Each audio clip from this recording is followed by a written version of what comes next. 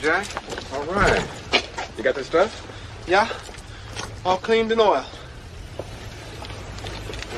Oh, yeah. Beautiful. Beautiful. Let's get it on. Who are these guys? It's my theme music. Every good hero should have some. Hot damn, it's time to get down to the jam. It's time to get down, it's time to get down, it's time to get down to the jam. I said it's time to get down to the knowledge, gonna get on down with the know. On the morning coffee show, on morning coffee with Keith, here on Pop Culture Minefield.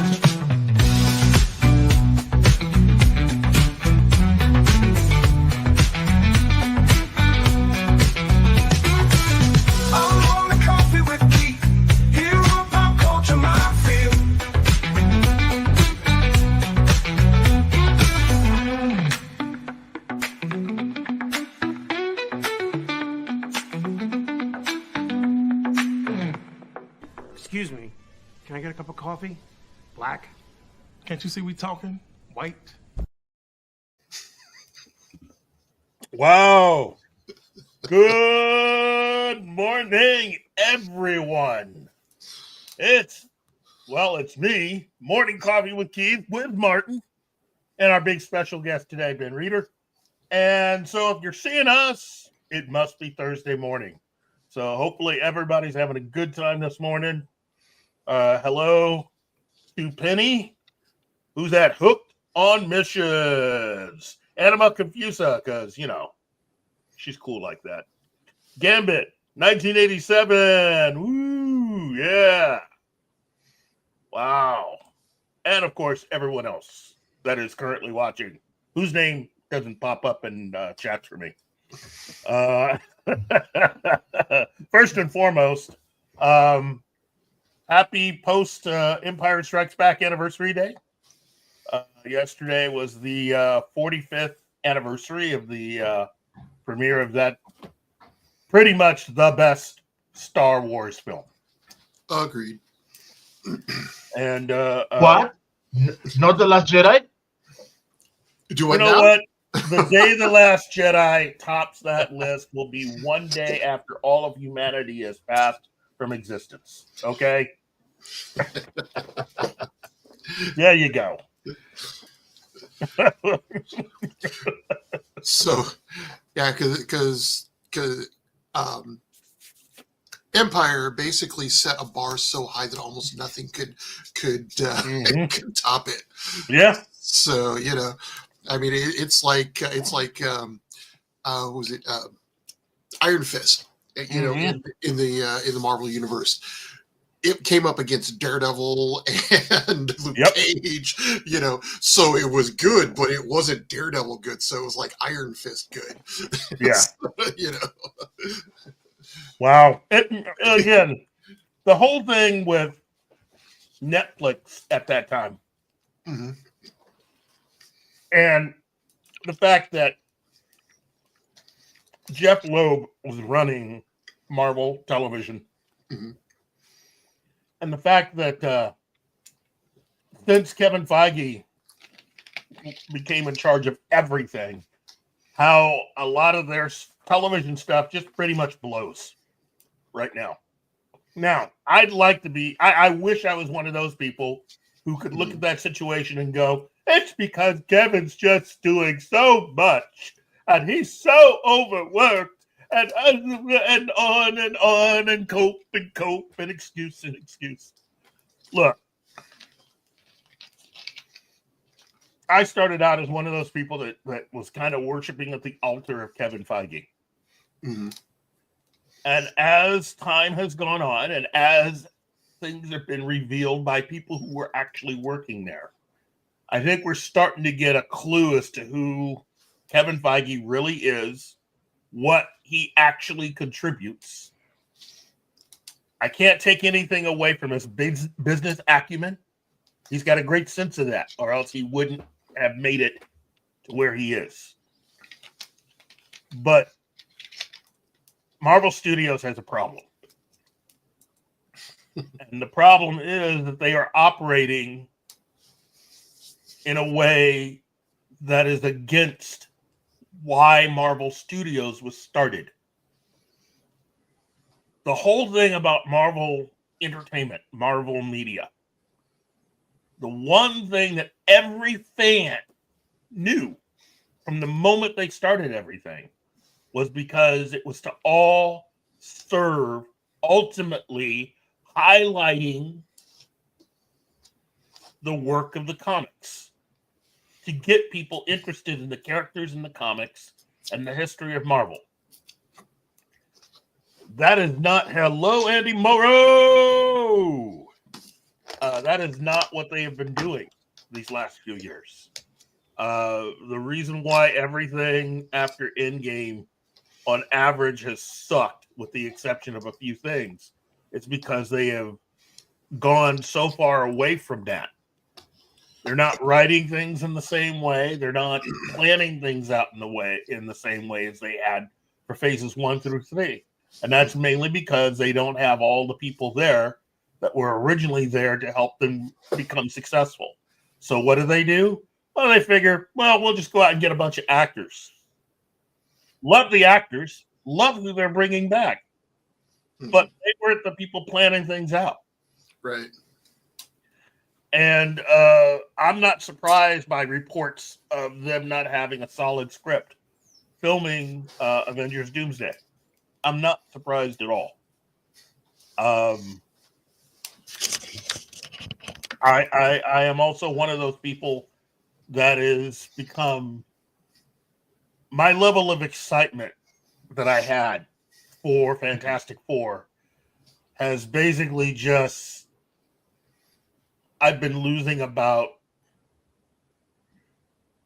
out of 100% excitement, this most recent trailer they had me at 70. And since that trailer has come out, I've been losing about 5% every day. I'm not excited for the things that I've heard, and they are definitely not following the comic. And I will say this until the day I die. Anyone that thinks that anything that they decide to do with Marvel is because they're trying to follow the comics. If they are following anything that has been produced in Marvel Comics over the last 15 years, it's trash. From the moment Kevin Feige and Marvel Studios started to make a lot of money, they started having an influence on Marvel Comics. Riri Williams was a board decision. She was a media decision. Her comics have never been successful, ever. Same way for Captain Marvel, Carol Danvers. Her comics have never really sold that well. Same way for Ms. Marvel. Same way for quite a few of the characters that they have been pushing hard since Endgame. And it is sad to see a company that once pretty much was leading, now facing the fact that they probably had as many failures over the course of these last few phases as they've had successes with the first 3. That's about where they are right now. They have dropped the ball so bad. And one last thing. People seem to want to conflate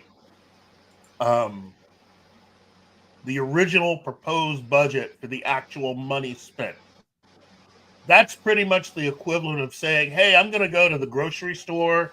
I've got $50 and I figure I'll just pick up a few items and I'll spend about 25 of that 50 on everything that I need. Whoever hasn't been able to shop like that, going either to the grocery store or Walmart or even the mall or your favorite comic book shop, there is no way you're spending just said amount of money. You're going to spend more than that. And the thing about it is that's what pretty much a lot of these productions have done. Since Ike Perlmutter has left spending seems to really be out of control. Kevin Feige seems to basically be like the kid who finds himself home alone with mom and dad's credit card. And he's just spending, and he's hiding behind the success of the first three phases and the things that they did to justify a lot of the odd, out of the ordinary, upside down, backward stuff that he's been trying to put out there and supposedly entertaining people with since Black Widow. Yelena Belova is not a leading character. She is sad. She's not much of a Black Widow. People like the character of Black Widow because, and again, this is not going to win me any fan saying this, because of the way Joss Whedon wrote her, because of the way other writers had used her in Iron Man 3, in the Avengers. That's a much better use of that character than what we even got in her solo movie. So, what do you think, Ben? So yeah, I kind of agree with the idea that if you're going in with all the money you want, because when you're talking about that reminded me of like when I first moved to Springfield in '90 and had to live off of $20. Mm-hmm. So every choice I made was very deliberate and very, so yeah, I only got the things that I needed. Now, yeah, if I can go to Walmart and come out with a cart full of crap. Is all of it going to do me any good? Not really. So yeah, I think that over budgeting tends to make less judicious use of what they've got. And I kind of agree because Marvel, the comics have laid a very rich background for a lot of these characters. Yep. Part of the reason that the Black Widow, pardon me, was so successful is because in the comics they created this very compelling character. To my thinking, even more compelling than Scarlett Johansson could make her. She did a great job of making her available for the limits that she had. Yes. But the original Black Widow went so far, and there were, so I think that Marvel right now is dealing with some, like you said, a lot of executives making decisions that really need to come from the writers. And the other thing I think that we're lacking, have been lacking for a long time, is the ideas that Stan Lee originally brought to the to the table. Because Stan brought a different approach than what we normally see in storytelling. And if you want to get a good look into what I feel is the mind of Stan Lee, watch Who Wants to Be a Superhero. The reality show competition that he did, because he always approached it as, let's be the better person, let's be the heroes that we want to be, and that's where I think like Marvel went way astray with the Ultimates back in the day. They're trying to get it too dark, and like Stan's like going, no, be light in the darkness, which is why Spider-Man, is so. And now we get, now here's the thing is, like, I like Miss Marvel. I like the concept of Riri Williams. Yes. Yeah. I love the ideas behind these characters. These are, people you might see, might be your neighbors, might be, something like that are becoming heroes. And so, I dig that, but I think, it's got to the point where it's so mainstream that Marvel is starting to pander to a specific look, I guess is the best way I can say it, is that, they're pandering to a,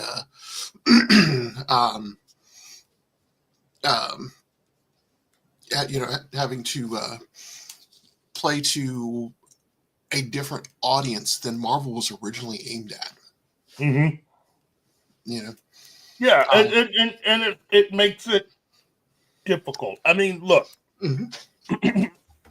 you have to understand, in order to pull off what Marvel had pulled off with phases 1 through 3, you had to do some planning. Mm-hmm. And the thing about it is,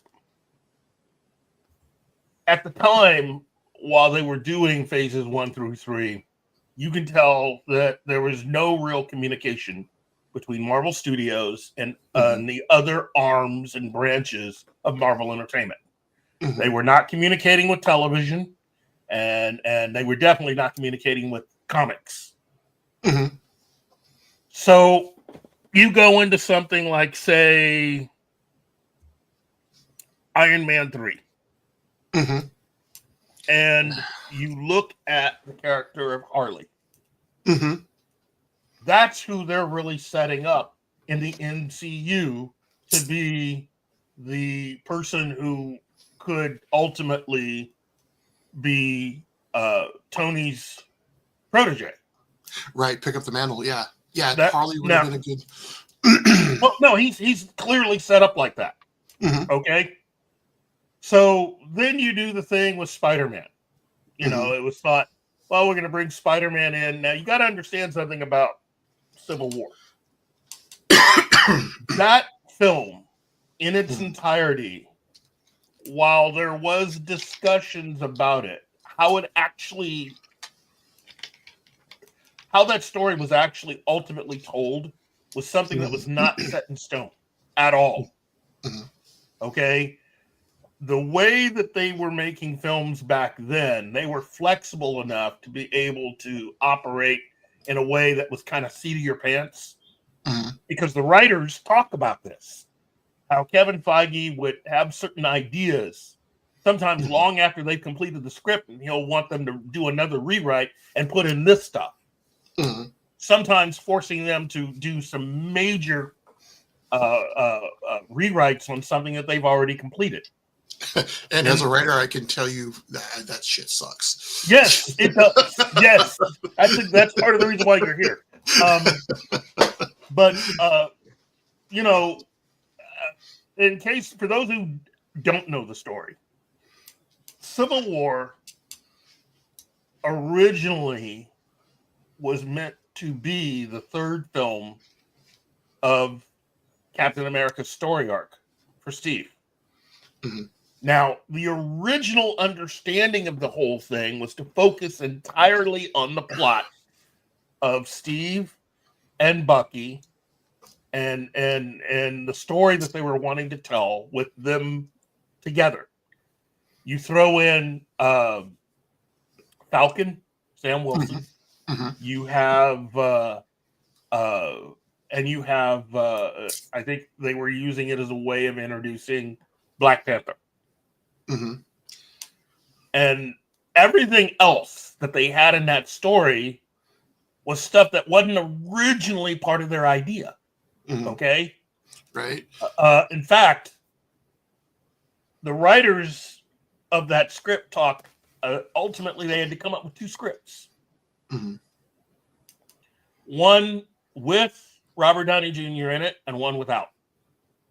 Because that was outside of the original contractual agreement that they had for his appearances.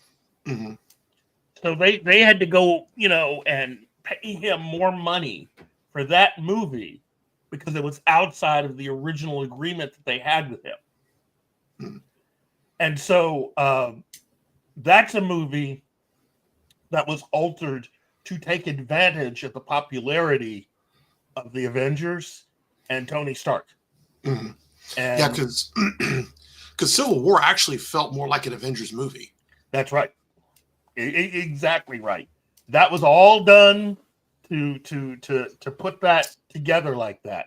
Now, the other reason was to counteract what Warner Brothers was doing with Batman v Superman, and to take advantage of the fact that I personally, and I've argued this for a long time, I think Kevin Feige had inside information as to what they were doing with Zack Snyder's movies. I think somebody had been feeding him information because a lot of the stuff that he, quote unquote, instinctively knew to do to counteract what they were doing was a little too on the nose, you know? Yeah. Kind of like when they found out that the Patriots were stealing signs, kind of like that. There were certain things that were in the media that were kind of out there, but the rest of it was kind of hidden. It was not something that was immediately known. And also, Warner Brothers didn't help themselves because they didn't actually have an actual studio that they were able to work through. See, this is another thing that you got to understand. Warner Brothers didn't have an actual studio to work through at the time. There was no studio in charge. There was no DC studio in charge, and the person who they had, quote unquote, in charge of that was more of a figurehead than anything else. Warner Brothers, as a company, was still in charge of all of that stuff. They were still making decisions, and they still had the power to be able to tell Zack Snyder and others what to do. That is a way different deal than what you had with Marvel Studios, which had Kevin Feige and had a bunch of people that had planned things out to such a degree where Kevin Feige really was the guy in charge, and his only focus was the Marvel films. Right. You know, it wasn't like he was working on films in other divisions. It wasn't like he was also overseeing the next upcoming Pixar movie or the next Star Wars film and the next, you know, it wasn't like that. His whole focus was just Marvel. Right. And so, and you could see the difference. But with Zack Snyder, who was not in charge of anything, again, that's a story that I love. I love it when people say stuff like that because you can tell they're full of S. But Zack Snyder was in charge of the movies that he was in charge of. Right. He was to work in tandem as part of the team and not be the guy in charge. Now, the producer that worked with him on a lot of that stuff became a producer on pretty much everything that was being put out there. But Zack Snyder was only handling his business, period. End of story.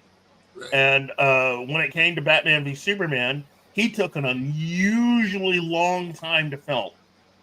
Filming on Batman v Superman went way longer than most movies. So you're talking by the time work on Civil War actually began, it seems like Kevin Feige had a pretty good idea of what Batman v Superman, some of the surprises they were going to have in the movie to be able to go, well, we need to have the Avengers in this. Right. Yeah. And not knowing that Batman v Superman was really going to not only feature or have Wonder Woman in a substantial role, but also introduce the other members of the Justice League. Which, yeah, I think really DC suffered in that they tried to rush to catch up to Marvel as opposed to doing what Marvel did by slowly building the Avengers. Actually, people say that, but here's the thing. That was always Warner Brothers' point. Remember, DC technically doesn't exist. It's all Warner Brothers. That's the other thing. That's the difference between Marvel and DC is that Warner Brothers back then never treated DC as a separate entity. All the movies they made, all the stuff that they did, going all the way back to Superman the movie, was all part of the decisions of what Warner Brothers wanted to do. Versus Marvel having someone like Kevin Feige in charge to be able to articulate the wants and needs of Marvel Studios and their characters. And hence we get Super Orphan Fight, aka Batman v Superman. Well, one of many. But see, this is the thing that's also the curse for Kevin Feige. Kevin Feige, I think, now realizes how smart Warner Brothers was in doing what they did. Here's what I mean. The original idea for DC, DC Films, was to have a Justice League movie out there which they were planning to do, and which was originally meant to be put out in theaters, I think about 2004, 2005, and to have Green Lantern kick off the individual movies. While they were doing that, Warner Brothers was also taking other DC comic books and putting them on the big screen also. So what they have accomplished is that they managed to figure out that there is a lot to DC Comics. There are a lot of different IPs that you can use, whether you're talking The Losers, which introduced a lot of actors to comic book movies for the first time, because you had a lot of actors make their debut in comic book films in The Losers. With the exception of Chris Evans, you had Zoe Saldana make her debut. So she started out with DC. And Idris Elba started out with DC. You also had a Jonah Hex movie. You had Constantine. You had Red 2. You had, these are all DC properties. Right. And they were using all that stuff. Meanwhile, Kevin Feige has it so rigid with just the superhero properties that, you go into any comic book shop, you're kind of surprised to see a comic book that isn't superheroes, every so often that has a Marvel banner on it. And you have to ask yourself, when's Marvel going to get around to doing this? And Kevin Feige, I think, now is starting to figure that out.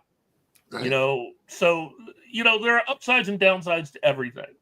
And remember, Feige's been using the same formula. He's just not a creative. Gary will tell you that. Gary and I started out being big fans of Kevin Feige, and we got burned so much. We carried so much water for Kevin Feige. Everybody did. We could have created our own ocean planet. The amount of water we would carry. I had to have back surgery from all the water I carried for him. Well, and that's one thing that I also look at is that after a certain point, you get to you plateau as a creative person. Yeah. Or that's the threat that I think every creative person faces is, when do I get to the point where I'm just redoing the same old shit? Well, and it would be a great argument if Kevin Feige were actually a creative person. Remember, right, but his involvement with the creative side of Marvel when it came to phases 1, 2, and 3 really didn't exist. It was a planned out thing from the creative committee, who were then let go right around the time that the first Iron Man came out. But they had plotted enough of phases 1, 2, and 3 to be, for Kevin Feige to sit there and act like, it was part of his big grand plan. And the reason why I say that is that look at everything that's happened after Endgame. That's Kevin Feige totally in charge. And look how badly things have gone. Look at all the creatives that are no longer there. People who, in certain cases, acted like they couldn't wait to get away from Marvel and just go do something else. Right. And the quality drops off. And that's kind of where you have somebody who has done everything that they are capable of, I think, and are going back to just trying to draw different water from the same well, and not succeeding. And be it if you're creative or an executive or what have you, after a certain point, you've got to start pulling from something different. Do you find that that's something that even approaches really, and this is to both you and Gary, that even touches what you do creatively for how you express yourselves, both in terms of your writing, Ben, and Gary, as far as your writing and artwork? Well, all I know is I heard there was a lot of touching in that comment. I'm all in when there's touching. I do want to ask you a question. Where the fuck is this Ben Reader?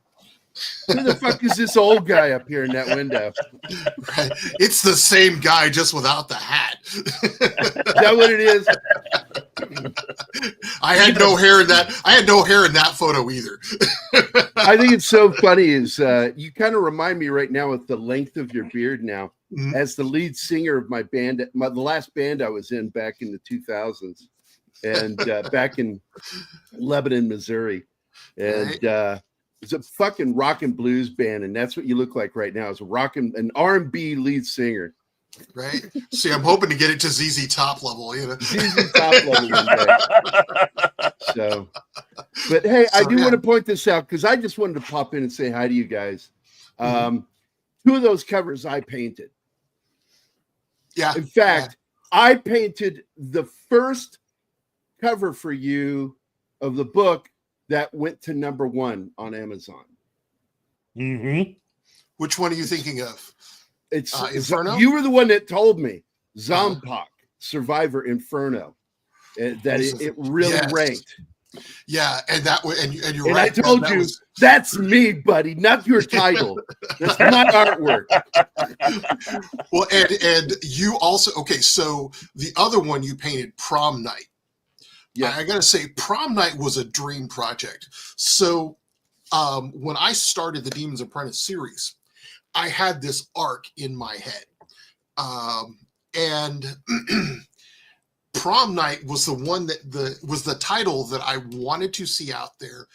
And that cover that we collaborated on was like this dream come true for me because of that image that we worked together and built with that. And it was a joy working with you on that one. Prom Night. Yeah, you told me I want a sword in there, this sword, and I want a guy that looks kind of like this, and then that weird clock shit. And I'm like, okay, I can do that. And he needed it quick. And so that's one reason I think Ben liked working with me on that. Very fast turnaround.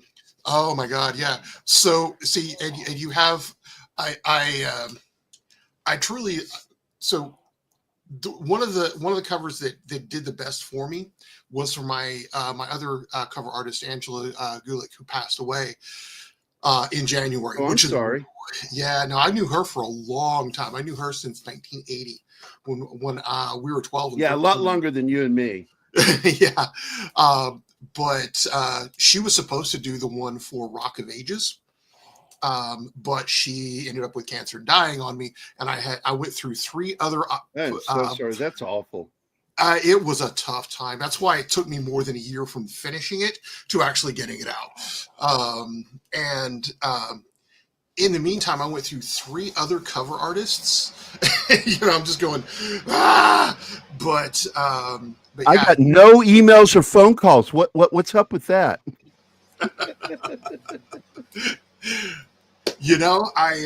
I'm not putting you on the spot. You don't have to. I actually just fucking lost track of it. It's like going, hey, it's Gary. So yeah, no. But I think, but as you're talking about, hitting recurring themes, that's why I'm having to do different stuff now, because I'm not where I was when I first started the Demon's Apprentice. I'm not where I was when I first wrote the Zompak series, which was really just for fun. And it felt like that was kind of like something that spun off from working with Shane Moore, who's another good friend of both of ours. Yeah, and Zompak was really something because I worked with because I talked to both you and him. I remember the one improv. I remember one of the first things you wrote had to do with the Apocalypse of Enoch. Actually, that was like the 4th or 5th. That was the first thing I wrote was Zompak. First thing I remember.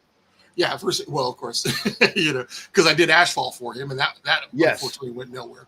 But yeah, the Zompak series. So that journey was weird because I had done the Demon's Apprentice and Page of Swords with a small press, and they were going nowhere. And a friend of mine at the time, D.A. Roberts, had written a zombie series, and our friend D.A. Yep, that's the guy. And we, we were gaming at the time, and I've since kind of lost touch with him. But he went originally started with Pendering, the same group, and he went independent. And I was just like, let me see what I can do. So I pen Zompog just for fun, just to see what the hell it'll do. And through some luck, it just went spectacular with and that whole series. So I decided, I'm taking them indie, and pulled back from Pendragon, got my rights back and republished. Which is what allowed me to go to Gary later on and design the cover I wanted. Because that's one thing I did not like with working with a publisher, is having no control over my covers. Mm-hmm. And because one thing I will often show is the difference in my covers between when I got to work with a talented artist, a series of talented artists, over the years, that I, as opposed to just having to say, okay, because the original covers for Demon's Apprentice, if you ever go look them up, are just nowhere near what I had and what I ended up with. But getting back to your question, because like now the next series I'm working on, I've got 2 different series in the pipeline. One focuses on a middle-aged dad, cool. Which is it's called Dad to the Bone. So wow, I like that. That's a T-shirt. Yeah, it's well, that whole thing is Dad to the Bone. Yeah, easy time. I show my Thorogood influence there, but also the next one I have in that series planned is called Dad Influence, and that's just the theme for the title. You're just playing with words now. Well, that's my job. I mean, that whole thing there is basically a middle-aged guy trying to raise 2 kids, but he has one foot, in the past, in the supernatural world. And so, you've been weird, you're trying to be normal, and it just doesn't always work out. Are you eventually going to work your way to something like Dad Hard? Well, I've got dad influence. I've got Dad Company. Whoa. Dad Company. Oh my God. Right? Somebody stuck in the late 70s, early 80s. That's when I grew up, man. I know you and I are the same age group. So. Right, yeah. I was gonna say, go ahead. Before I go, I really wanted to say this, is that the last time I saw you, Ben, was in my living room / office / my bedroom. Mm-hmm. Wow. Sitting on my bed talking to me about that book. About that was the last time I saw you. That was in 2019, I think. 2019, 2018, yeah. Because that was before COVID, and that goof. Marvel movies are still good. So, and that one came out in actually 2018. Yeah, 2018. 2018. That's a while back, buddy. That's 6 years ago, been, 7 years ago. God damn. I know. That was when you were over on north side of town. Yeah. Yeah. Where are you now? I'm in a little place. It's like it's the line from Star Wars. If there's a bright spot in the universe, I'm at the furthest point from it. I'm in Sparta, Missouri. It's Sparta, Missouri. I've heard of Sparta. This is a white cracker town, let me tell you. Yeah, I hear There's no color in this town, and it kind of weirds me out a little bit. It's like so whenever I do come around to visit, it's you'll be the only black guy in 20 miles. Yeah, that's the reason why that black guy sense goes off every time I'm in Sparta. I don't want to say that it's white, But they have two churches here, and both have white congregations. All white congregations. It's like, woo! Oh yeah. So, but yeah, man, I got to get going here. But I just wanted to pop in and say hi to you, Ben, because it's been too long since you and I talked. I know, man, and without you at VisionCon is a lot less fun, or the local cons. I lost. I don't know, man. After certain things happened, it was hard for me to go to them. Mm-hmm. And then, and I don't want to talk about who it is, but you know who it is when they, with the murder and the, everything. And now she's got a fucking TV show, and I don't even know what I'm supposed to feel about that. It's like, I don't want, they reached out to a lot of us to reconnect with her. And I'm like, I'm not angry at her or anything like that. God bless her for surviving what she did, but what she did to her mother was not acceptable. And I don't want any part of anybody who did that and tries to act like it wasn't them. And I'm like, yeah, you were right in the middle of that shit, and own it. Yeah. And so now she's got a TV show, which nothing's, and we're friends with some of the family. And it's like, I feel bad for them having to fucking endure this shit again. Yeah. But I lost my interest in that, going to VisionCon. And Keith knows I've struggled with going to conventions because of my physical maladies. It's hard for me. I got a lot of beef this year from some people who don't know what's going on with me, and that I'm fighting and struggling with my ability to even walk. Yeah. And having to deal with that on a daily basis is no fun. And I don't feel like going around people.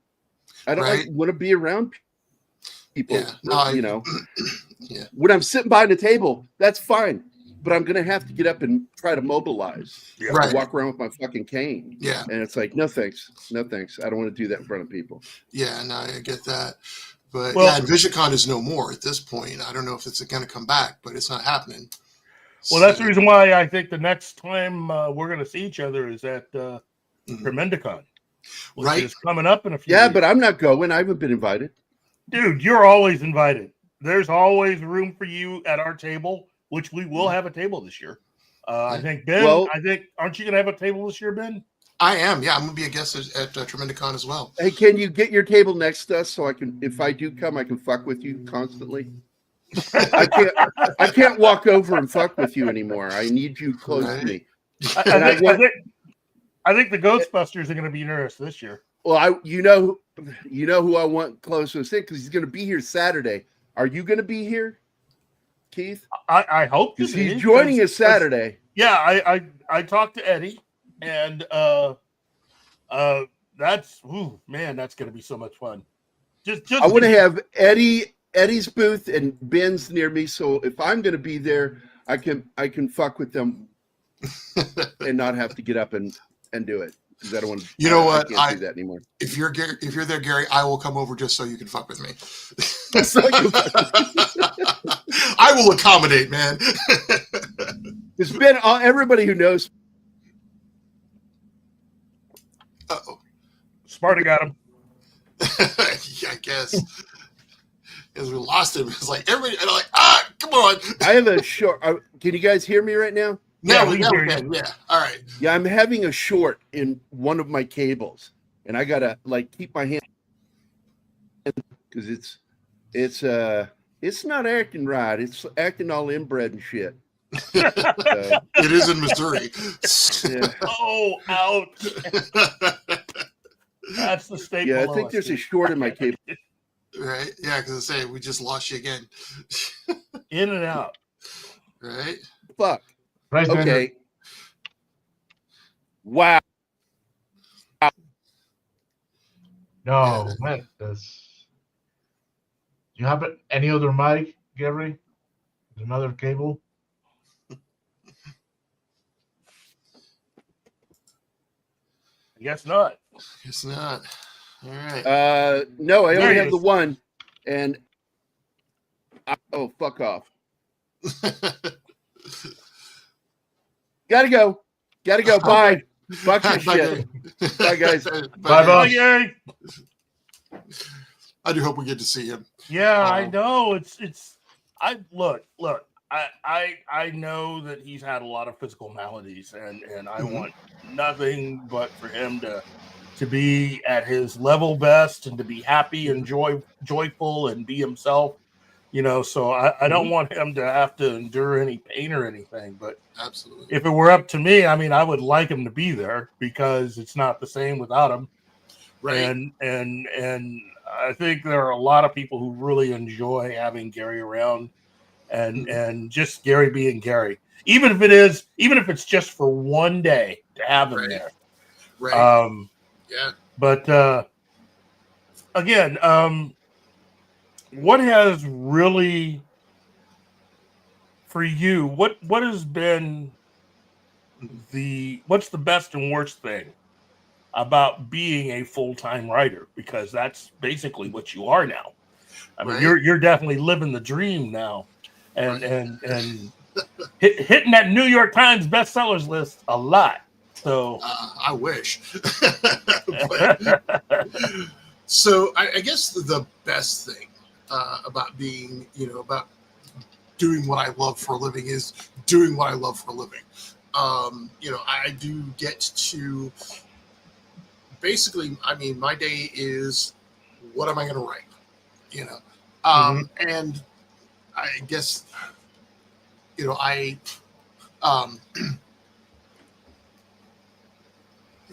think the best part of it is that I'm also not worrying about making someone else fabulously rich. Right now I'm making enough money to live on. I have enough money to live on, and that's good. That's successful enough for me. I don't have to be fabulously rich, but I know that every minute of what I'm doing is mine, not lining someone else's pocket with far more money than I'll ever see. And I do get to do what I love. The worst part is that I cannot always rely on every book selling. I can't always rely on this being there all the time. This is the second time that I have written professionally. There was a period of about 6 years where I had to have a job, and be able to through various means have that financial independence. But it's not reliable. It's never going to be completely reliable. You're always working from job to job, from book to book, and the other thing is isolation.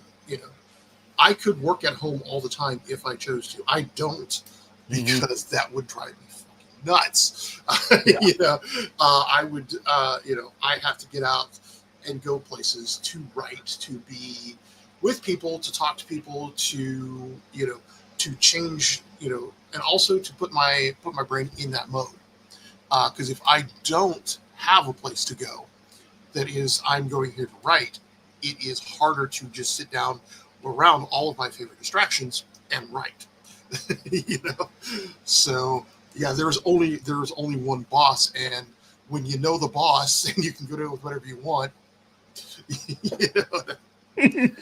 but the other. Well, I was going to ask.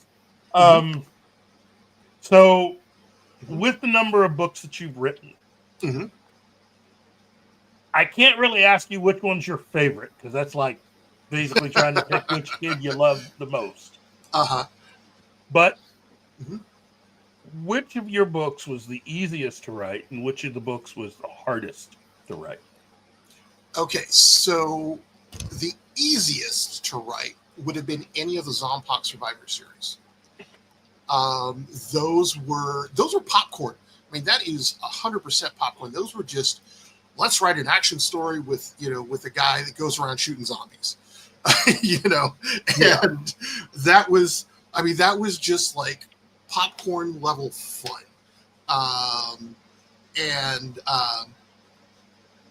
It was, as depth goes, there was not much to them. There didn't need to be. They were just those were, and those were, I think that's why I've also not gone back to those, is because they did what they were supposed to. They were entertaining. They were fun to write, but they didn't hit me the way I wanted to. Now, the hardest to write, I think, was also one of my best, and that was Page of Swords. Page of Swords is basically, it's an examination of trauma.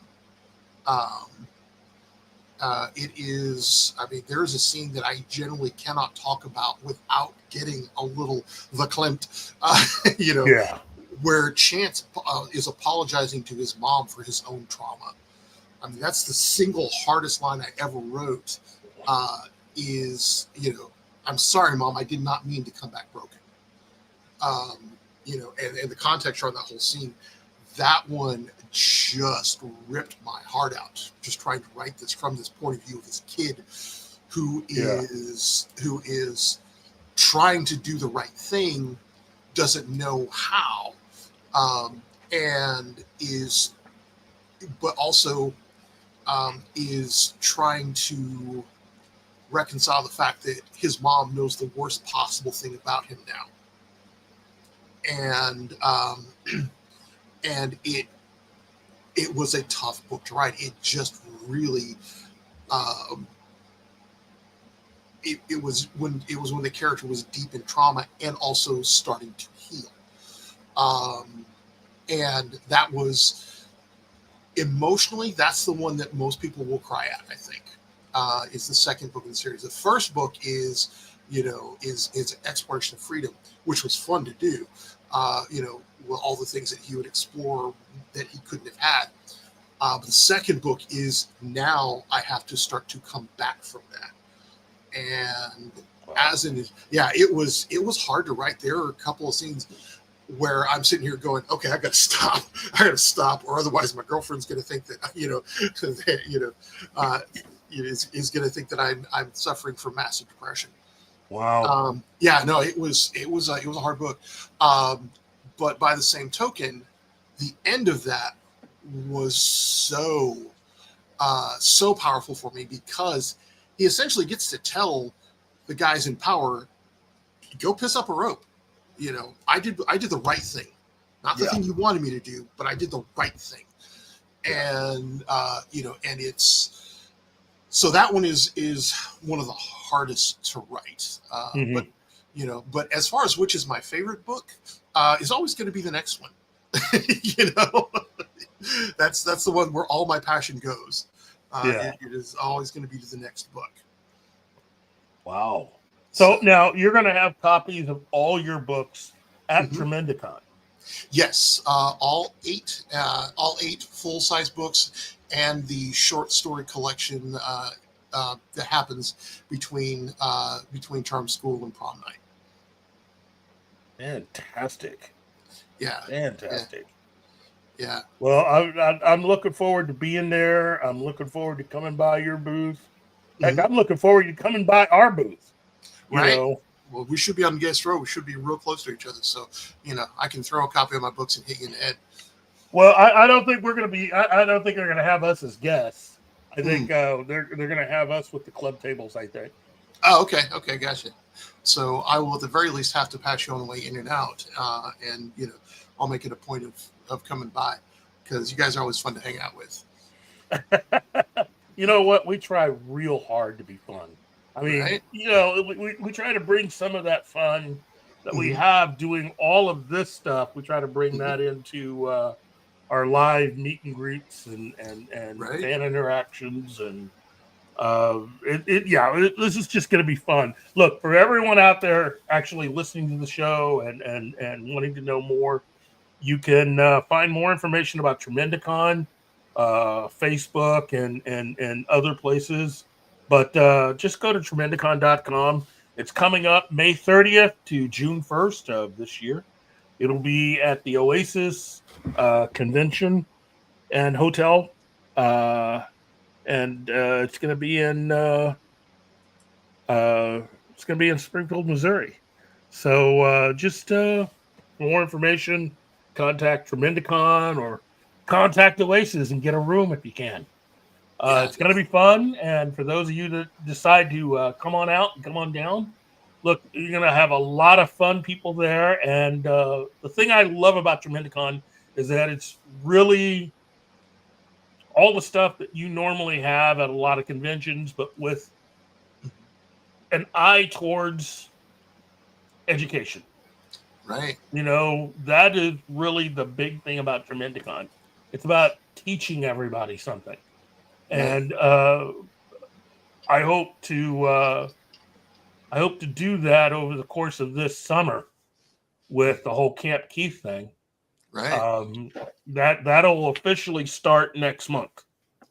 Awesome. And so you look, Ben, you are invited back anytime because you can be one of our camp leaders.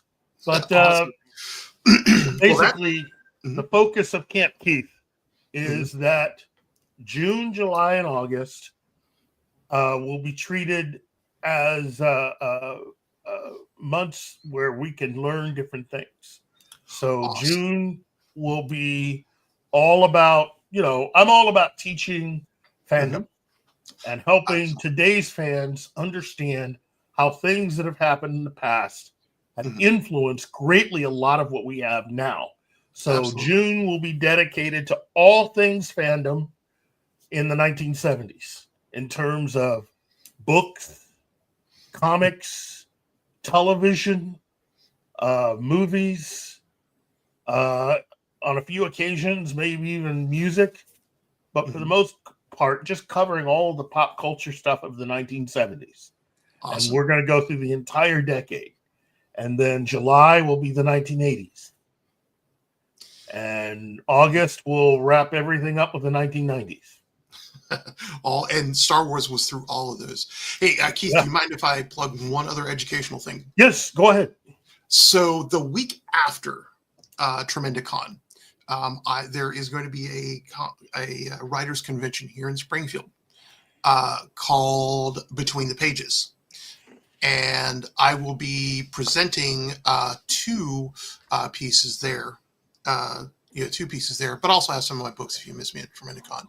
But I think one of them is going to be because I got like four of these. I got two other conventions after Tremendicon, but I know one's going to be what to do when your character stops talking to you, and so it should be fun. There's going to be a lot of other authors there as well. So yeah, it'll still be in Springfield too. So any writers out there, go. Cool. That sounds fantastic. Now, for as long as I've known you, Ben, I've always found you to be fun and fascinating. Great combination there. Otherwise I'm just boring. No, you're anything but boring. I mean, obviously, given all of the books that you've written up to now, you definitely have something going on. But I wanted to ask you,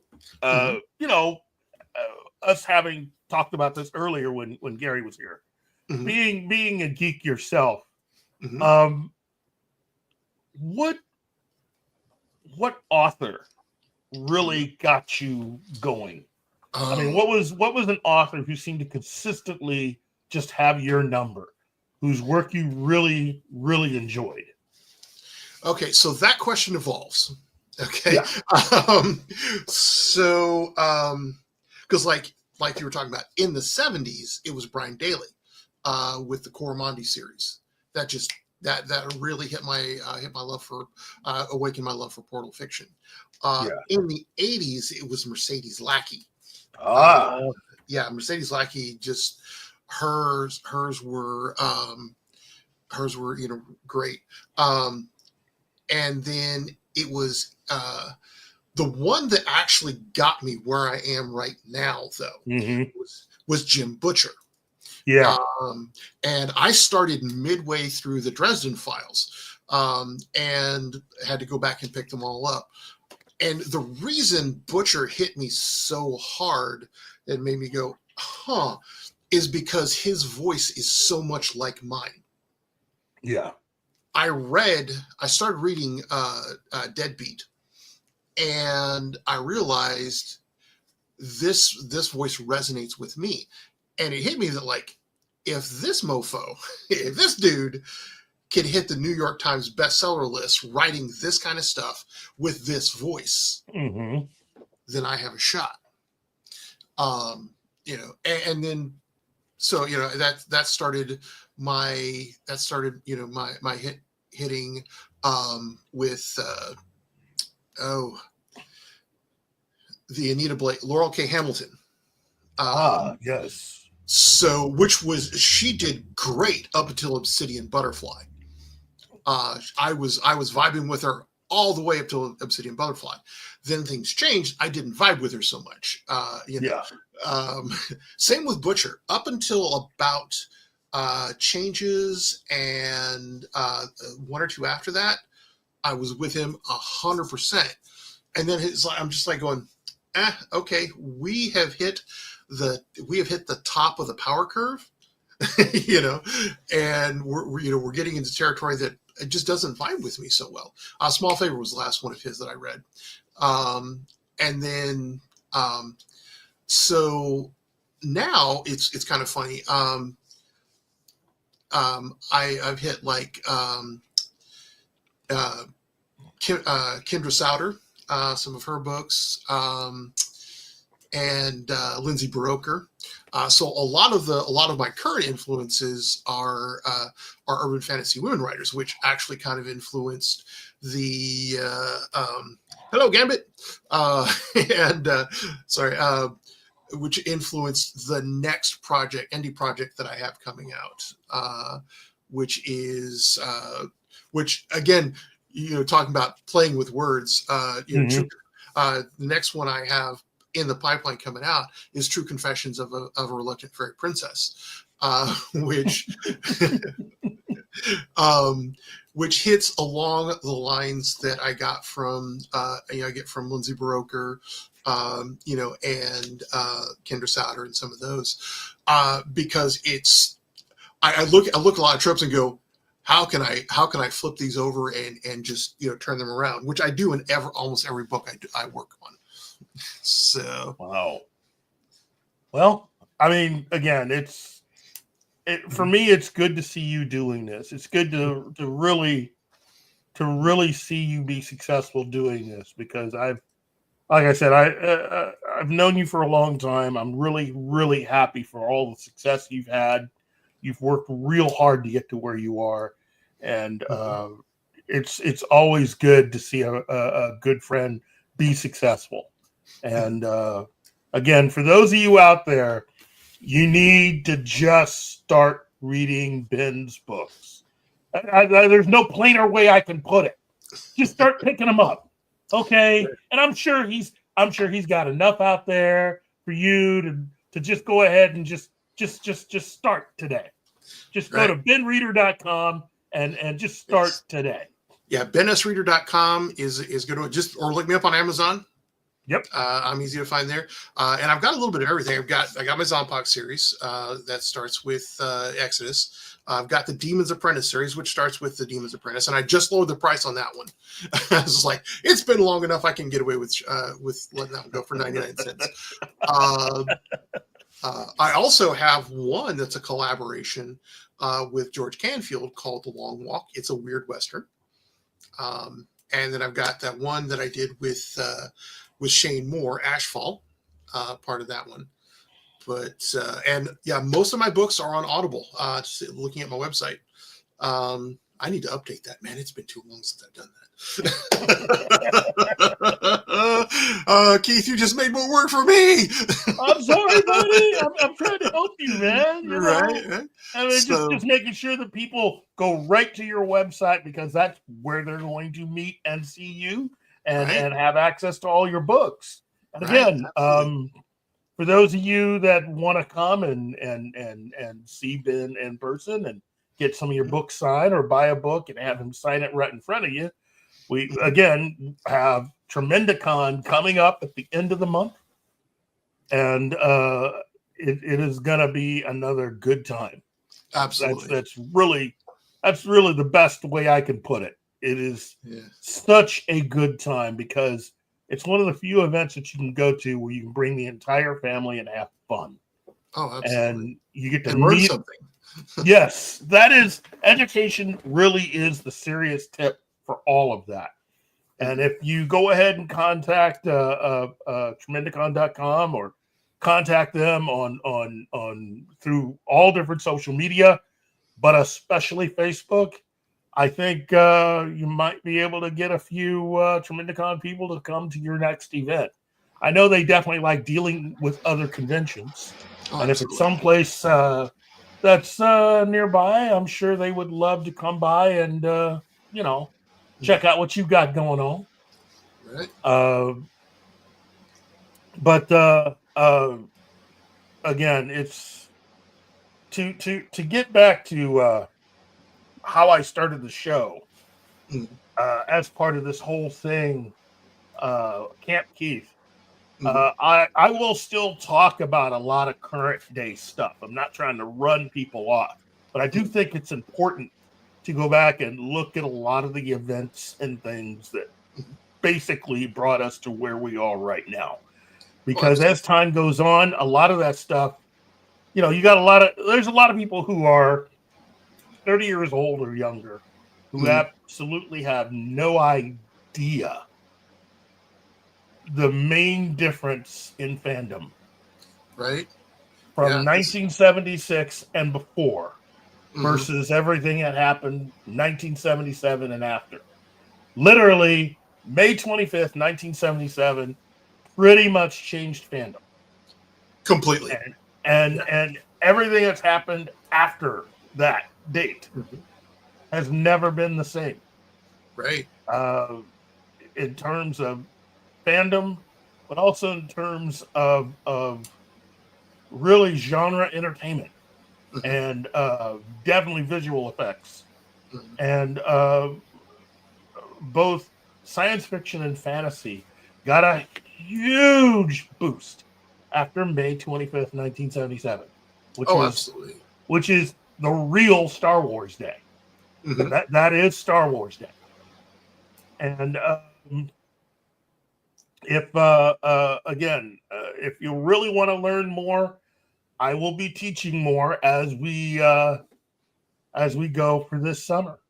And every episode of Morning Coffee with Keith will be pretty much just another Camp Keith episode as we go on, and we'll talk about different things. And again, Ben, you are more than welcome to join me for all of those, because I'm sure both what you can bring to the table. I'm hoping Gary will pop in and bring what he brings to the table to be able to help people understand the scope of what we're talking about when we talk about the 1970s. When we talk about someone like, say, when you look at someone like, it isn't just Steven Spielberg and George Lucas. Many times it's about a lot of the actors. I mean, the biggest movie, the biggest science fiction genre film, the year before Star Wars was Logan's Run. Yeah. And you can look at that film, and just visually, there is such a difference between both those movies. Between that and Star Wars, yeah. Oh, yeah, no doubt. No doubt. I mean, and we talked about that the other day about what was going on in science fiction and such in that time frame. Yes. And how the world completely changed because Star Wars opened the door for so many other things, like Conan. That's where we got Schwarzenegger's entire career. And prior to that, we had, that's also kicked off the whole, sword and sorcery phase in that era when things started to become more, that's where we got Star Trek back. I think because of, for me, I have to say that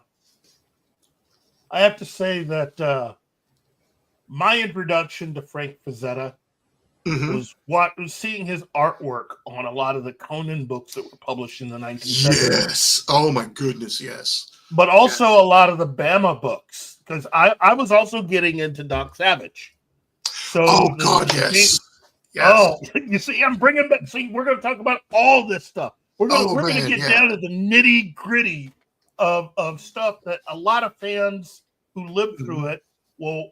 I hope to help them relive a lot of the really cool memories, but to also help a lot of the younger people understand we got some good stuff back then. Oh, we had some great stuff. Oh, comics back then alone. Yeah. To see comics, DC Comics, Marvel Comics, Harvey Comics, Gold Key Comics. Oh, absolutely. I mean, just and we got a revitalization as well of in terms of books and things like that. Yeah. Because that's when was it H.B. Piper. Oh my God, H.B. Piper was one of my big influences in sci-fi. Mm-hmm. And he had not been alive since 1964, you know. Yeah. And but we got to see. That's where my introduction to Little Fuzzy, one of his actual more popular works. I got to see. Because with the resurgence of Conan, we got to see L. Sprague de Camp and Andre Norton and all of these other writers who we hadn't seen since the 30s and 40s or 50s, and then suddenly But that's the great thing about it. I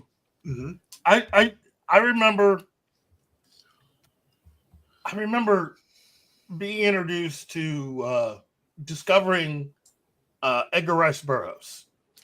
Yeah. Yes. And reading A Princess of Mars and Tarzan and for the first time and just that brings me back. Right? So many good, so much good stuff out there. That had been there for decades. Did you ever read Philip Jose Farmer's Doc Savage, His Apocalyptic Life? That's a good one. I had read some of Farmer's stuff, but I had never. I got some of the Doc Savage books, and I got my first introduction to Doc Savage was a very bad 70s TV show. Yes. Actually, that was the premiere of the movie on TV. Mm-hmm. Because that was actually in theaters. And Ron Eli, who we lost last year, I think. Oh man, the late great Ron Eli. Yeah. And for those of you who really, really need to understand something, and we're going to get into this for Camp Keith, Doc Savage is going to be a huge part of what we're going to be talking about this summer, because for those of you who aren't fans, you got to understand something. The Doc Savage books, the pulp novels, and the way they were written was a huge influence. And one of the things that a lot of fans miss in some of the things that were done in the 1980s for both the comic book, The Rocketeer, and in terms of the movie Buckaroo Banzai.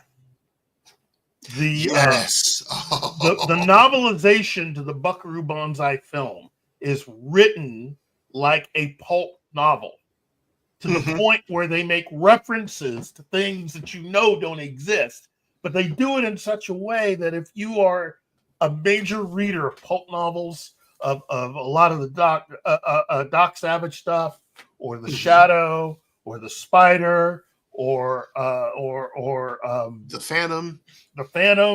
If you read a lot of that stuff, you're going to recognize really the work that was put into writing the novelization to Buckaroo Banzai. And I tell people all the time, if you're a big Buckaroo Banzai fan, but you've never read the novelization, do yourself a solid and read. Just go find the novelization and read it. Yeah. It is fantastic stuff. But Doc Savage really was an inspiration for Buckaroo Banzai. Right. And the last Doc Savage book actually came out in 49. Yeah. You know? And then Doc Savage was also the original inventor of the rocket, the Rocketeer. But Disney decided that they didn't want the legal hang up of trying to use a character that was already, in existence, a different IP. That they didn't own. So they changed it for the movie. Mm-hmm. But Doc Savage is such a huge character that these two kids from Cleveland ended up borrowing some of Doc Savage's material when they created Superman. Yeah. Because that's where you get the Fortress of Solitude from. Yeah. Yeah, because he had his sanctum, wasn't it? No, that's the Shadow. That's the Shadow. Doc Savage had a Fortress of Solitude. That's right. What it was called. Yeah. And the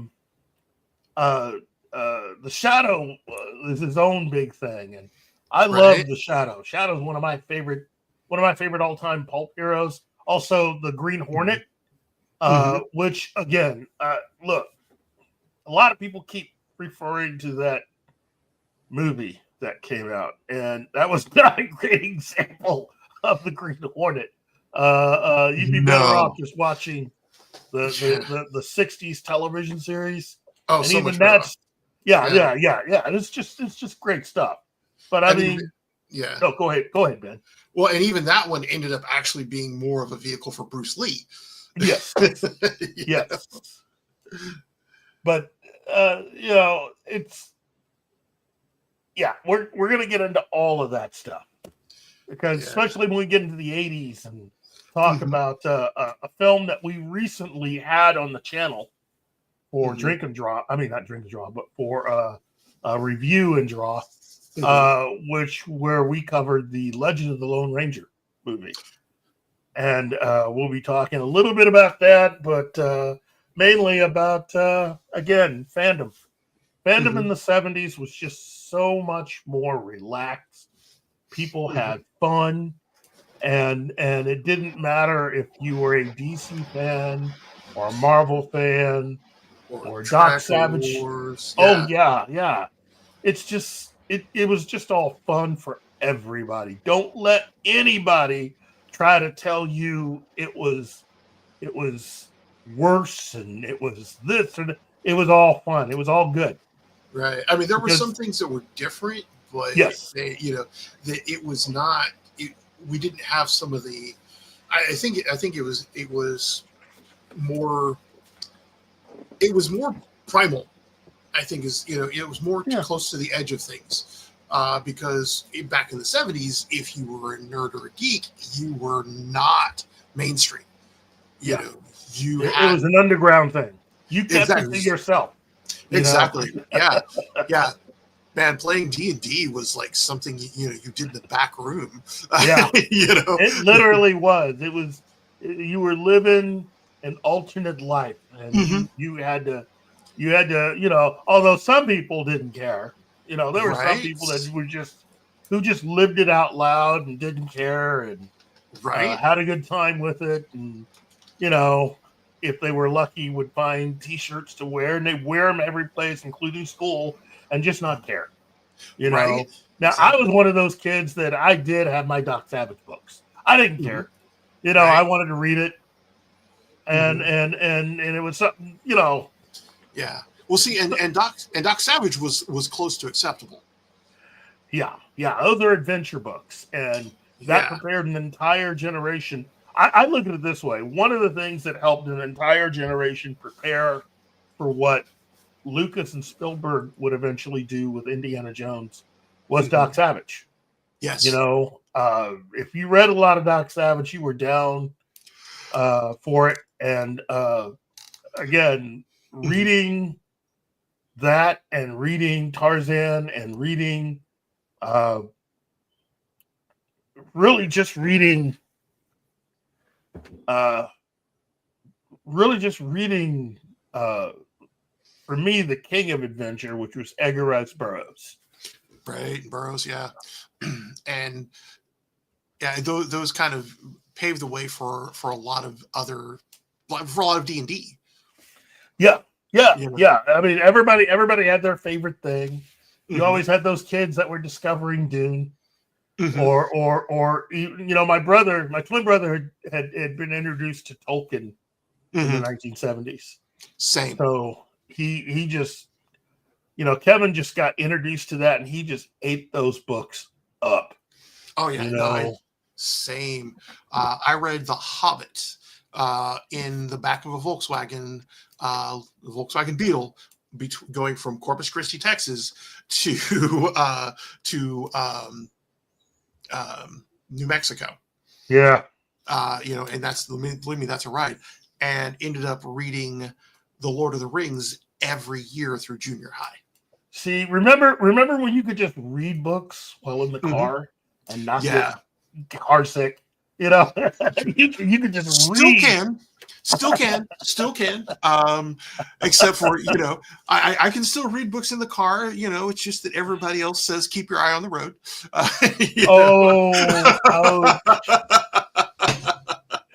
Ouch. And you know what? I think I'm also going to bring up a few full cast audios for the July for the 1980s. Because that's when I got introduced to the full cast audio of the Hitchhiker's Guide to the Galaxy. Oh God, Hitchhiker's Guide, yes. See, and the other thing. Yeah, go ahead. Well, the other thing was it was the 80s when nerds stopped living in the shadows and started having to deal with other obstacles. Well, it's because of May 25th, 1977. Once that happened, everybody became a nerd. One way or another, everybody became a nerd because Star Wars was that big. It took something that you could have gotten beat up for in high school or in grade school, and it turned it into something where everybody was a fan. Yeah. And I remember hearing the theme songs on the radio. Oh, jeez. Right? Oh, man. Oh, jeez. I mean, remember when Bill Bixby was the guy for a lot of genre entertainment? Oh, because yeah. He went from being on My Favorite Martian to The Courtship of Eddie's Father to The Magician to The Incredible Hulk. And that's just the 1970s. That's going through the 1970s. Right, because then suddenly everybody was a comic book fan. My stepdad loved The Incredible Hulk. Good show. And it was what made my comic book habit suddenly slightly palatable. Yeah. Yeah. Well, I mean, in that decade, you had Spider-Man, Captain America, Doctor Strange, The Incredible Hulk, but you also had Shazam. You had Wonder Woman. Two versions of Wonder Woman. Kathy Lee Crosby and Linda Carter both got a chance to play Wonder Woman. Yeah, and back in the day, I would have been hard pressed to say who was my favorite because both beautiful women. But I do like, where Linda Carter has endured in that role. Oh, definitely. But the reason why Kathy Lee Crosby still ranks up there for me is that her movie with Ricardo Montalban also, I think, featured Jane Kennedy. And Jane Kennedy. Google Jane Kennedy. Jane Kennedy. I'm gonna keep mentioning your name, Jane Kennedy. And Random people are going around today going Jane Kennedy, Jane Kennedy. Why? People didn't even hear me going, what? Jane Kennedy, Jane Kennedy. Yeah, you Google Jane Kennedy in 1970s and you'll see what I mean. Why am I suddenly?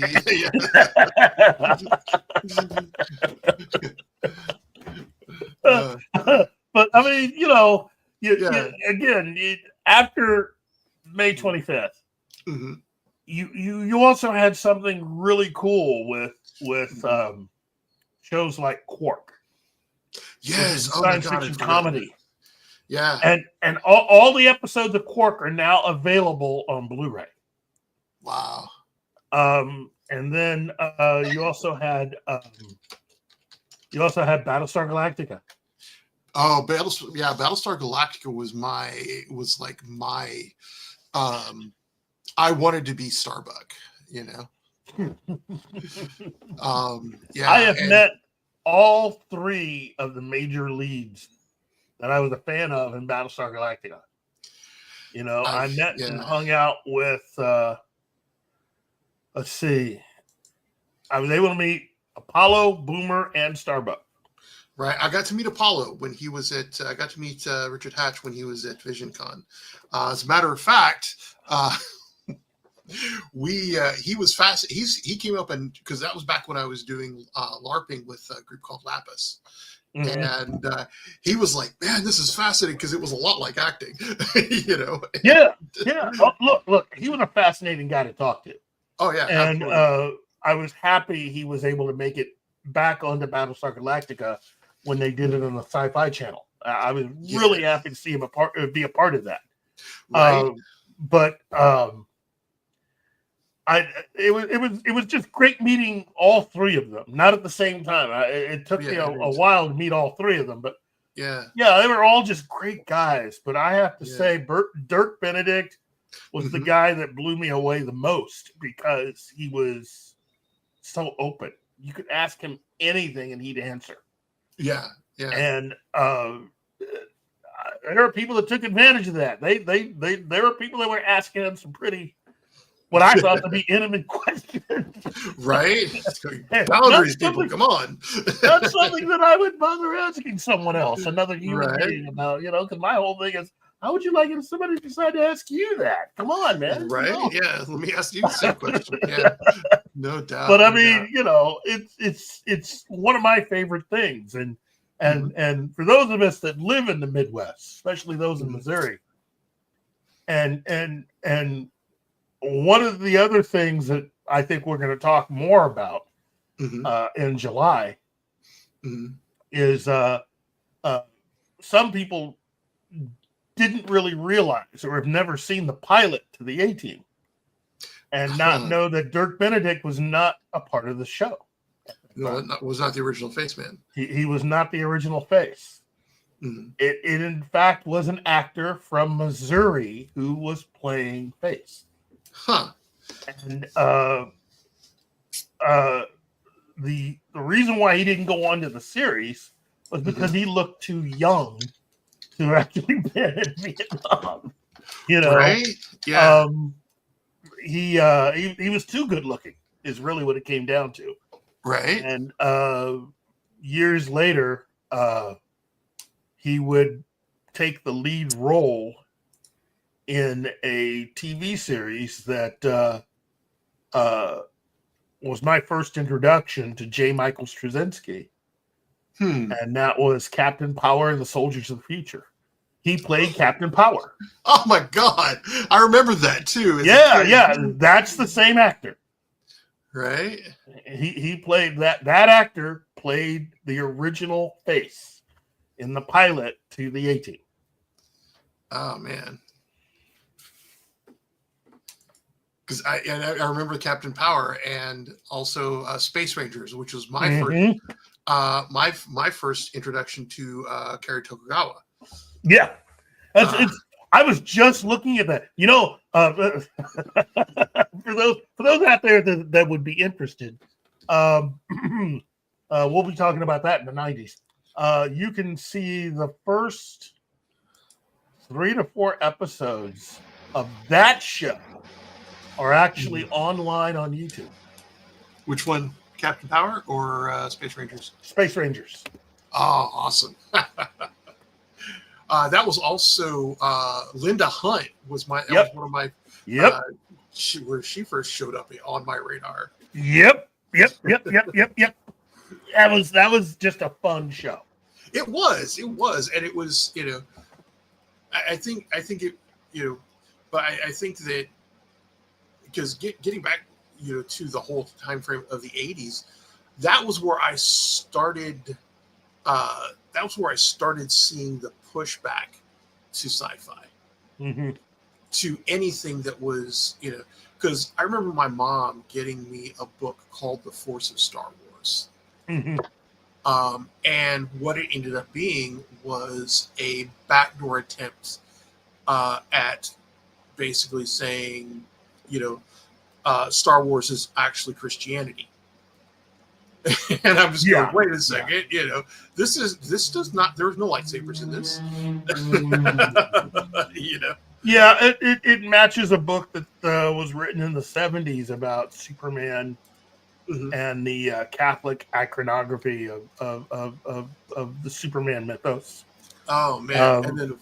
And then of course in '84 is it '84 or somewhere in that area is when we get the Chick track, Dark Dungeons or something like that.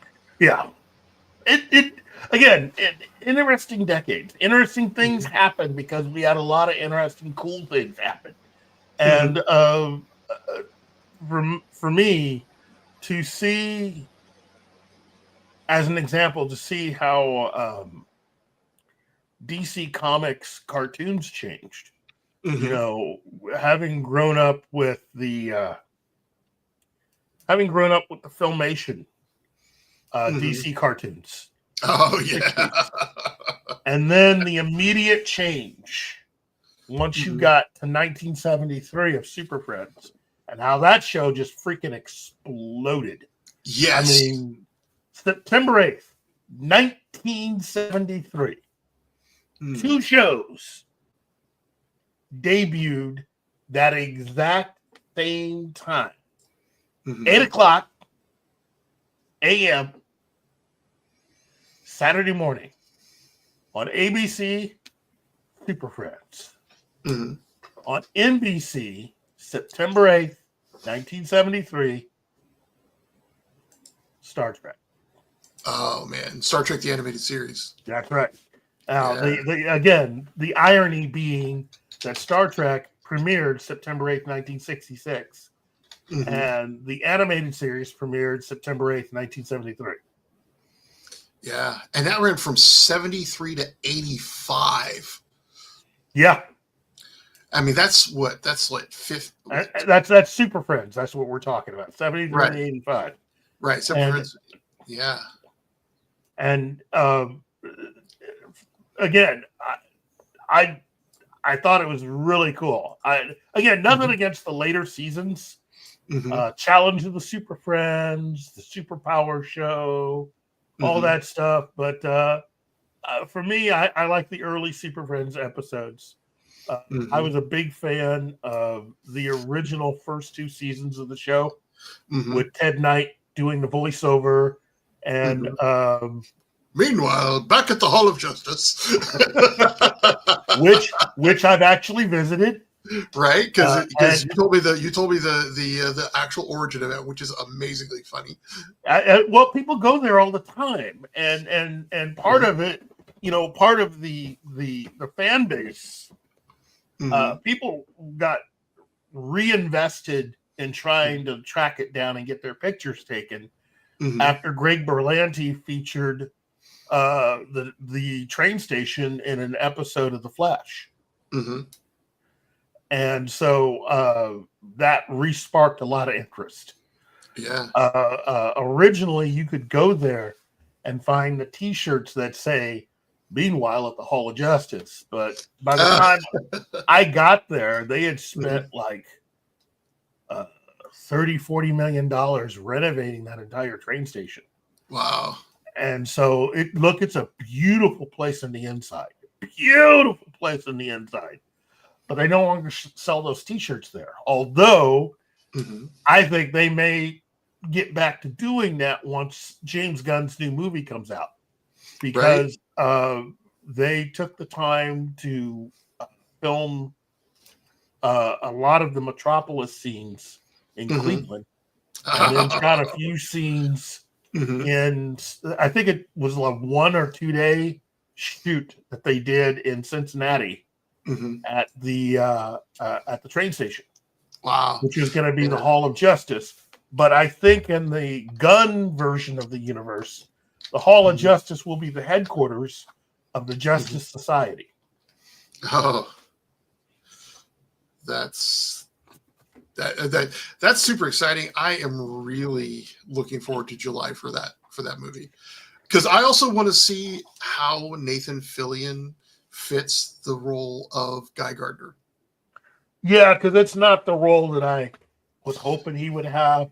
But I mean, he seems to be excited about it. He seems to really love it. So he loves it. I love it. I'm down with it. I'm ready to go.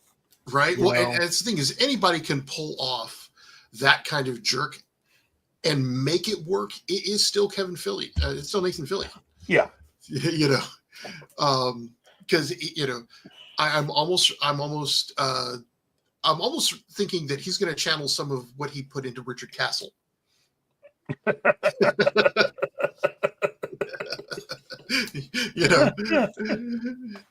Just that full of himself, but also almost I see. Should have been Hal Jordan. I could see him pulling off both roles. He does have that level of range. Yes. Well, now that's the only downside so far with the entire Gunn thing that I can see is the Lanterns television series. I did like the fact that they went ahead and casted an actor to be way older, to have a way older Hal Jordan, and to cast Jon Stewart to be so much younger, because Hal Jordan, Jon Stewart, Cal, aka Clark, Bruce Wayne, Oliver Queen, they're all the same age, according to the comics. Right. Yeah. They are all the same age. There's no more than a year's difference, maybe 2 between them all, but they are all basically the same age. Right. So you have a lot of people who mistakenly chose one particular period in the history of Green Lantern and chose that to be how they thought of the character, when in actuality he was suffering from a parasite that aged him, because that's what parasites do. When a parasite is a part of what you do and it's basically sucking on your life force, it's going to prematurely age you. Right. I hear that. I've had ex-girlfriends like that, but ouch. Truth is, I have not, but the joke was too good to pass up. I've had exes like that. I was going to say that truly sucks. No, I'm actually I've actually had jobs like that. That's the better joke, because I've had jobs like that. It just sucked the life out of me. Oh man. But it's again, as you can tell, there's a lot to talk about because there's so much to go over. Oh yeah, absolutely. And again, just we could do multiple episodes in the 1970s just talking about all of the different stars and all of the different people. And Marvel Comics in the 70s just seemed to be taking chances. They were out there. They decided, well, let's go ahead and do a comic book and put Bruce Lee in it. Oh, wait a minute, we legally can't do that. I know. We'll change his name. We'll call him Shang-Chi. Shang-Chi, Master of Kung Fu. Yeah, and then we'll make him the son of a was Fu Manchu. They either owned Fu Manchu. That was his. Yeah, they owned Fu Manchu. It was in public domain. I can't remember which. It was public domain. It still is. Yeah, and and it was just one of those things of, yeah, let's just do that, And and it makes sense. Look, yeah, I know there are people out there that enjoyed the Shang-Chi movie. I didn't. I mhm, thought it was badly paced. I thought it mhm, was a little too kiddish, mhm, given the original story. And in my opinion, they spent too much money making that film. That's mhm, one of my criticisms of Kevin mhm, Feige. mhm, Because if you read the Shang-Chi comics, mhm. basically it's the Bourne movies. Yeah, yeah, I That's see it. where, yeah, except You he don't, has his memories. yes, you don't need to be spending 150 million on a movie, a Shang-Chi movie.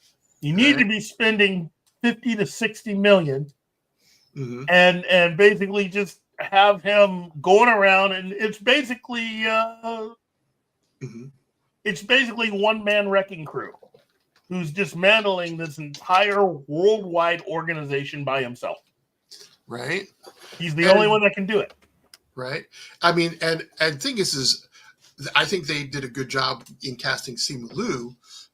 He did a good job in that, in that. But I disliked what they did with the rings of the Mandarin, with the 10 rings. Yeah, look. I like Simu Liu. I Hmm. think he's miscast, though. Hmm. I don't think I would have casted him Hmm. as that. Who would you? I Who would would have. you? I Yeah. would have chosen a different actor Hmm. uh, for that Hmm. because I like Simu Liu, Yeah. but I just can't buy him as Shang-Chi. I'm sorry. Hmm. There's just something about him Right. See, that I would have liked to have seen a younger version of Robin Shu, uh, Liu Kang from the original Mortal Kombat. I would have wanted to see someone like that because that's what has always struck me about Shang-Chi. yeah.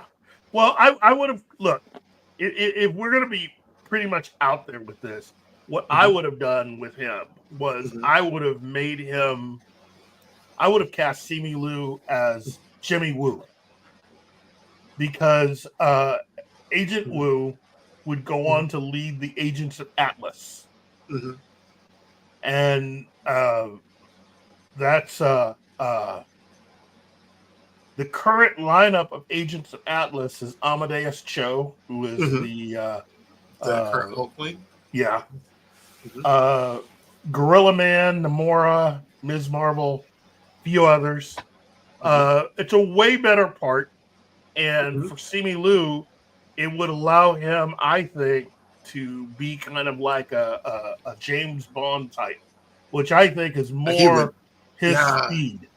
You Oh yeah. know, We get to see that in the in Shang-Chi. We get to see his James Bond chops. I think. yeah, I didn't Which. buy it. Didn't buy it. Didn't like how it was written. Didn't Hmm. like the pacing. Didn't Right. like the fact that they changed so much of the story. Didn't like the fact that I Hmm. mean, a lot of that movie I just didn't like. Again, I'm glad that there are people out there that love the movie, Hmm. but for me, Hmm. as a Shang-Chi fan Hmm. since the 1970s, that was not Yeah. Shang-Chi.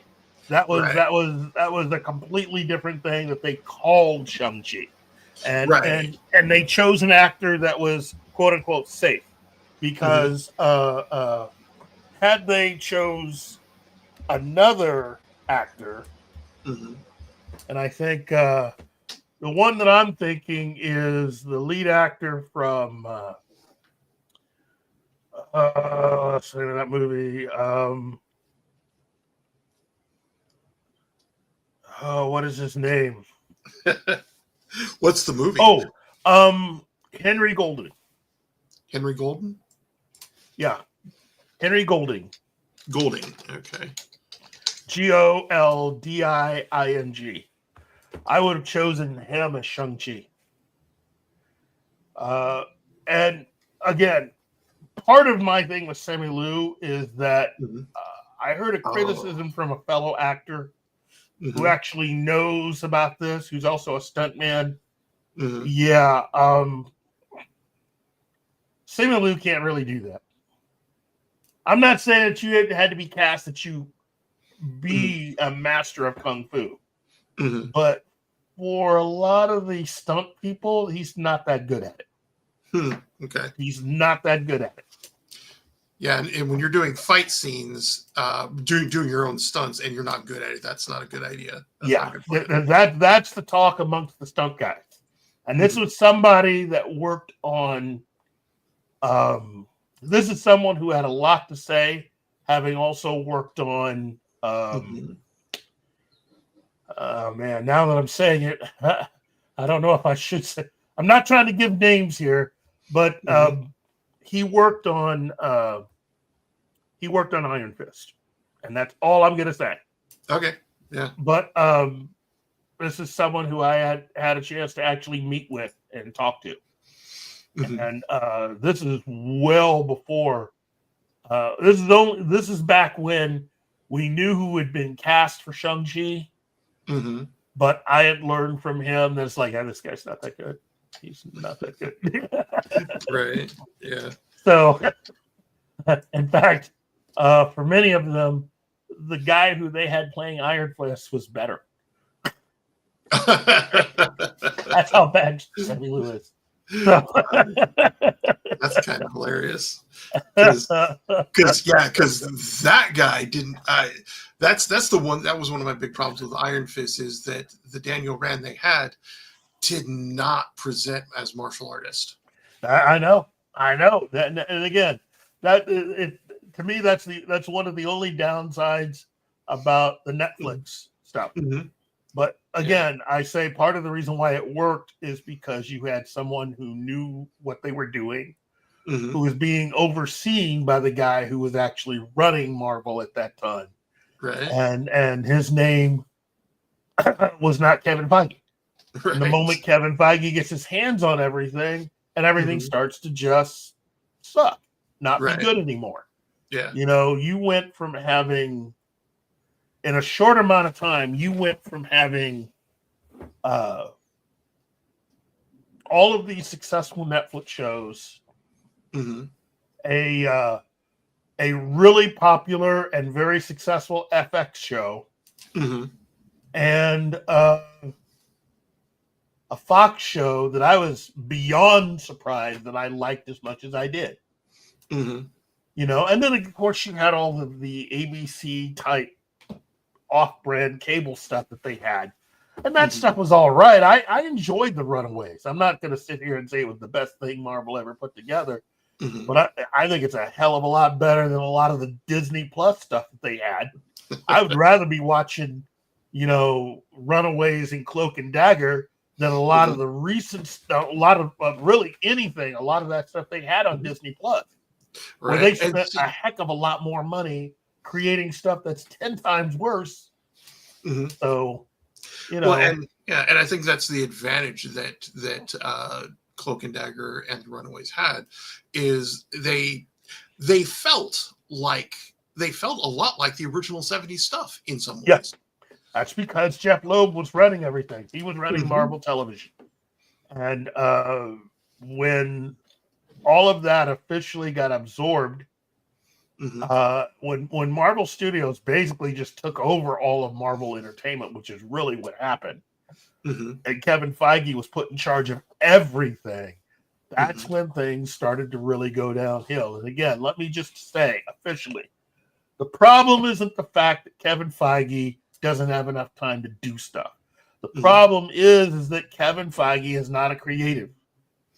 He's a manager. He's good at managing, and there's nothing wrong with that. But you get to a point where your ego starts getting involved, because you want to make sure that that what you do is considered to be essential to the overall effect and success of what has come about. And it turns out now we can definitely look at everything and go, no, you were not essential to the success. You were a part of it, but you were not essential. Right. Well, and I think after a certain point, a lot of these, like Feige starts reading his own press, and starts believing it, and and that is because Feige may have had something to do with it, but when we go back to the success of Iron Man, I think a lot of that was Favreau.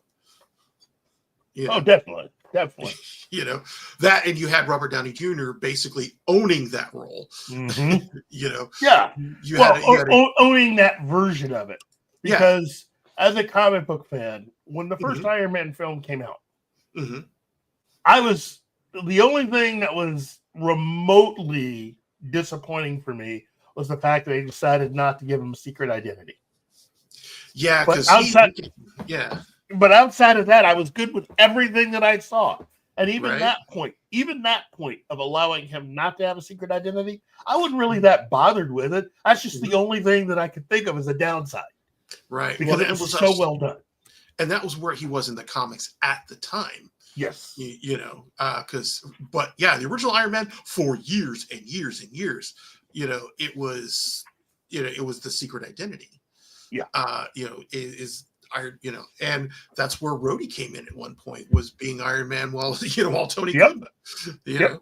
I just enjoyed it, but I also enjoyed the fact that Tony was a guy that was completely out of control. That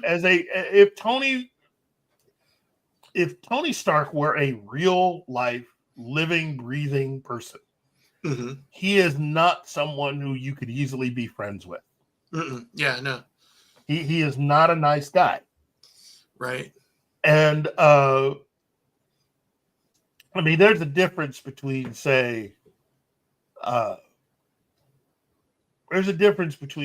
someone like Tony Stark and Logan, Wolverine, versus someone like, say, Dr. Doom and Mole Man. and the thing is that you have two people that are just basically professional a-holes, and you got two people who are just bad guys, right? And the thing about and the funny thing about Doom and Mole Man is they can actually come off as more compelling. That's right. The villains can come off as more compelling than your supposed heroes. Yeah. Because look, Wolverine is not a nice guy. Yeah, no, Wolverine's not nice. He was not designed to be a nice guy.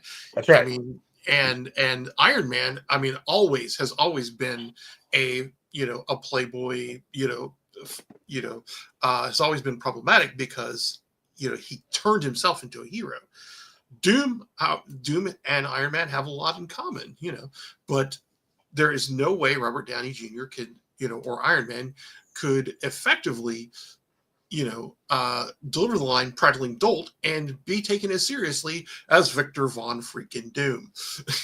Yeah.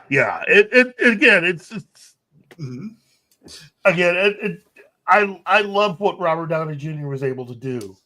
But if Kevin Feige had been more with it and had truly been interested in keeping, the money coming in and flowing, really the most natural endpoint for them should have been Endgame. Yeah. And then they should have recasted everybody and started again, because they are about to waste an actor who I think is perfect for a particular part that they have. And if they had recasted, this actor would have been beyond perfect. And it's Yahya Abdul-Mateen II. He is an actor who's about to debut in as the lead in Wonder Man. And I think he's being wasted. Now, many of you out there may know him as playing Black Manta in the Aquaman films. Okay, that dude. Okay. Yeah. He is perfect to be T'Challa. He is a perfect T'Challa.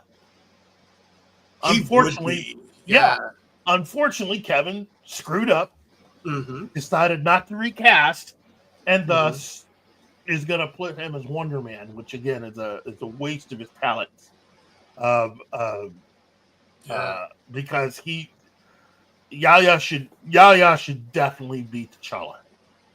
He could pull it off. Yes. Oh, big time, easily, Yeah. easily. I could see him pulling off T'Challa. My! And again, I tell all the ladies out there, just type in, just type in Aquaman and check him out as Black Manta, and then you'll easily find your way when you Google him to all the pictures taken, like when he was on the Watchmen TV series and everything. Trust me, ladies, you'll thank me later. And just one of his normal pictures, I can see this guy playing T'Challa. Yeah. And I don't know. I mean, I haven't seen him do an accent, so I don't know if he could pull off the same accent like Chadwick Boseman did. But I think he would. But anything's possible with a good enough actor, and I think he's a good enough actor to do that. That's right. If that's his only problem, worst comes to worst, you can always dub it. But and the thing is that T'Challa also has a broad education. He could pick up an accent from anywhere. Easily. You could look at him and see him not only just as Black Panther, you could see him wearing a really, really nice suit. And being able to buy into the fact that he has this high intellect, and that he could create things himself. It isn't just Shuri, and that he's capable of all. I mean, he really is the Bruce Wayne of the Marvel universe, and more so than even Tony Stark. Yeah, true. Because he runs his own country, so and that's the thing is I think that they did Black Panther a little dirty there. Not that just in this one thing in particular. Not that Shuri should have been less, but Black Panther should have been on her level. Yeah, and they did not portray him as being there. And that's one thing I've always seen about the Black Panther is, this man is the Bruce Wayne / Doc Savage of the Marvel universe, because he is brilliant, a trained fighter, a diplomat. He is everything a king should be. That's one thing I've always loved about the Black Panther was the gravitas of the character on the page. And again, it's one of the things that when you look up on Wikipedia, Marvel Studios, it lists right there what the purpose of Marvel Studios is. And that's the reason why I was saying the last time I was on YouTube, I said, that's really the big thing. That Marvel Studios is not operating in the way that it was originally meant to. Right. The purpose of the films and really the purpose of any TV show is to highlight and is to focus attention and interest on all of their IPs with an emphasis on the comics. Right. And by making so many changes, that's not what you're doing anymore. You're taking the focus away from the comic books and squarely just placing. Basically, what they've done is they've turned the entire thing inside out. Yeah, because now the comic books are actually being morphed to match the films, not the other way around. And the TV stuff also is all being focused around the movies, and that's not what Marvel's forte has been. It's like your history and your everything that you build is built around all of these incredible characters that for some reason you've decided you can do without and not have to do anything with, and you're just gonna you're gonna use the titles, you're gonna use the names, but you're gonna make all these major changes like you're smarter than the people that actually created it. Right. And that's not true. Right. I mean, I can see a changing audience, I can see a changing environment, but there is still something universal because you're not going to get past the original version or vision of Stan Lee. Stan Lee, Steve Ditko, Matt Kirby. are, in my opinion, the three essential people that you need, because without them, Marvel as we know it doesn't exist. And yeah. for me, the difficult part about Stan Lee's legacy is the fact that, you know, in certain instances, it just seems like Stan was a little. His big thing with Jack Kirby was this: Jack had an additional ability that I think Stan's ego couldn't handle. It was enough that he was the king because of his artwork. There was another reason why he was the king. And it was one of the things that allowed him and Joe Simon to be what they were. Basically, the two guys who taught Stan Lee about the business of comics. Right. Which was that Jack had an additional ability outside of his artwork. He could write. Yeah. And Stan Lee's ego couldn't take that. Because Stan couldn't draw. Right. Yeah, he had You good know, ideas, but... Yeah, he had great ideas. But that's what made Jack and Joe perfect for each other. Because both of them could write and both of them could draw. It's just the fact that Jack's strong point was drawing. And what he wasn't much of a sit down and write guy, but what he did do within the Marvel method was that he could create dialogue that would fit the character in the scene. He had this magical ability to be able to draw something and then just fill in the dialogue boxes, which is not how they worked. It was Stan Lee who would often erase what Jack had and put in his own dialogue. Sometimes all he was doing was just modifying what Jack had already written. Right. Just finding a different way of saying the same exact thing. Right. And I don't think he could take the fact that Jack had that ability. And I know that there are people out there that are going to be a little upset, think that I'm trying to put Stan down. I'm not.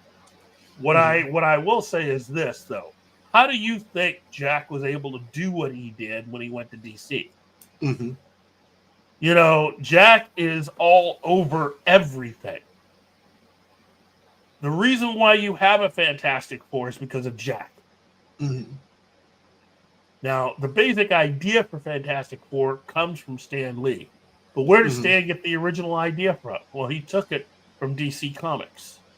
He took it from Challengers of the Unknown. Oh, wait a minute. Jack worked on that. So having Jack work on Fantastic Four was a natural thing. You have the guy that made Challengers of the Unknown successful, and now you got him working on your own version of the Challengers of the Unknown called the Fantastic Four. That's it. It's that simple. And, you know, Jack stays with Stan until he can't stand it anymore. He goes back to work for DC, and what does he do? He creates the Fourth World, which is a magnum opus in and of itself. The amount of success that he had with the Fourth World for DC. And so he goes back to Marvel, and what does Stan go? He's like, hey, man, I like what you did. Why don't you do that for us? Why don't you bring that to us? Well, that's where you get the Eternals from. Yeah. You know, Jack had abilities. His biggest and best was drawing, but he could write too. Right. Well, I mean, Kirby and Simon were the ones who came up with the original Captain America. Yes, Lee wasn't part of that. Lee was not a part in creating Marvel's Golden Three. Right. Okay, the three characters that were really the basis of Timely Comics / Marvel Comics were the original Human Torch, the Submariner, and Captain America. Yeah. and Captain America mainly because of the success of Batman and Robin. Partially. Right? I mean, that's the reason why he got Bucky as a sidekick. Mm-hmm. Yeah, this is Robin. Yes. Although, yeah. Well, and the thing is that all the things that we're talking about, these happened in the 30s and 40s. Yes. You know, and Marvel fan needs to realize while you're sitting there laughing your butt off thinking that DC is gonna lose everything when Superman goes into public domain and Batman the year after, I keep reminding them it's like, yeah, well, what do you think's gonna happen to Captain America? Mm-hmm. Captain America goes into public domain the same year that Robin and the Joker go into public domain. Right. That also means Bucky's gone. So yeah, and the thing that's kind of problematic with that, not that they them going into public domain is problematic in and of itself, but is that that Marvel now owning or Disney now owning much of Marvel, they're known for copyright extensions, finding a way to make a copyright extend much farther than the original. That's also part of the problem. Mm-hmm. The reason why they haven't done anything with the original Human Torch, Mm-hmm. aside from his one cameo, again, it's official because it's in the MCU. Mm-hmm. The original Human Torch is in the MCU. Mm-hmm. Okay, he's in Captain America: The First Avenger. Mm-hmm. And the reason why both that character and why Namor had to be changed is the rumor I heard is that Marvel or Disney forgot to fill out the proper paperwork. So both those characters slipped into the public domain by accident. Mm-hmm. That's the reason why they had to make all those changes to Prince Namor. Yeah. Which I keep saying, well, that's the dumbest excuse I've ever heard. Mm-hmm. Namor is Namor. Right. And in my opinion, the only reason why I would have Henry Golding as Shang-Chi is because at the time it didn't seem like they were going to do anything with Namor. Right. Because Henry Golding would make the perfect Prince Namor. Gotta agree there. He has the look for it, and I think he could pull off the. He's got the body for it. I mean, he looks like Namor. Right. And I think he could pull off the Namor from the comics. Yes. The current Namor from the MCU, I can see where he comes from and stuff like that, but don't like it. But bear in mind, I think that character actually deserved its own. That character deserved its own origin, its own character, and a different name. Because that's not. That is, like I said, I can see them trying to pull, but it's a good idea. But the main character was not developed the character was not developed that way. Mm-hmm. That deserves its own effort. You know what I'm saying? Yeah. So, but also you needed to have someone who, again, I know that some of the people in Marvel Studios, the people who should know this stuff don't. The people who are currently in charge of Marvel Studios do not spend any time looking at any of this IP. Right. Yeah. You can definitely tell. And from I hate to keep mentioning this, but when Nerdrotic did that whole thing where he put out that video, which was a compilation of all these an edited version of all these interviews with all these writers and stuff who they've brought in over the last few years since the beginning of Phase 4. People who have worked on various Marvel projects, films, and D+ shows, who all say the same exact thing. Well, I was not familiar with the comic before working on this and blah, blah, blah, blah, blah. These people were all hired because they were not fans of the comics. I'm not just talking about 1, 2, 3, almost every single Marvel project, starting with Black Widow, The main people in charge are not people who are fans of the comics. And that just feels so wrong, you know. And that's the reason why it's not been that successful. Yeah. You know, you get a lot of these Marvel people, MCU people who roll their eyes, but guess what? The proof is in the pudding. When you look at all of the creative people who are responsible for phases 1, 2, and 3, all of their main top level people were all people who had one thing in common. They all grew up with Marvel Comics. They all read Marvel Comics in their formative years. Right. Whether you're talking Joss Whedon or James Gunn, whether you're talking the Russo brothers, whether you're talking, I mean, name anyone. They all did it. Edgar Wright even. Okay? These were all people, all of them, who grew up reading Marvel Comics. There were very few people that didn't. In fact, to be fair, the director of Thor didn't grow up with Marvel Comics, but guess what he did? He went ahead and he read all the Thor books. Of course, it kind of helped when you have a screenplay written with J. Michael Straczynski. He was just basically, he also was a comic book guy. So, I mean, you had the ultimate team working on all of these films, and every single one of these people never came back after Endgame. Yeah, and that I think really kills a lot of it. Yeah, well, it shows. It shows when you have a bunch of people that are comic book fans, which then covers everything from Iron Man to Endgame, and then you go from Black Widow to Fantastic Four, really to Therapy Squad. I mean, Suicide Squad. No, not Suicide Squad, but I call them Therapy Squad. But it's really the Thunderbolts. Okay, gotcha. Okay, kind of like it's kind of like me with Super Orphan Fight. But every film from that to that, including the D+ shows, do not measure up. Right.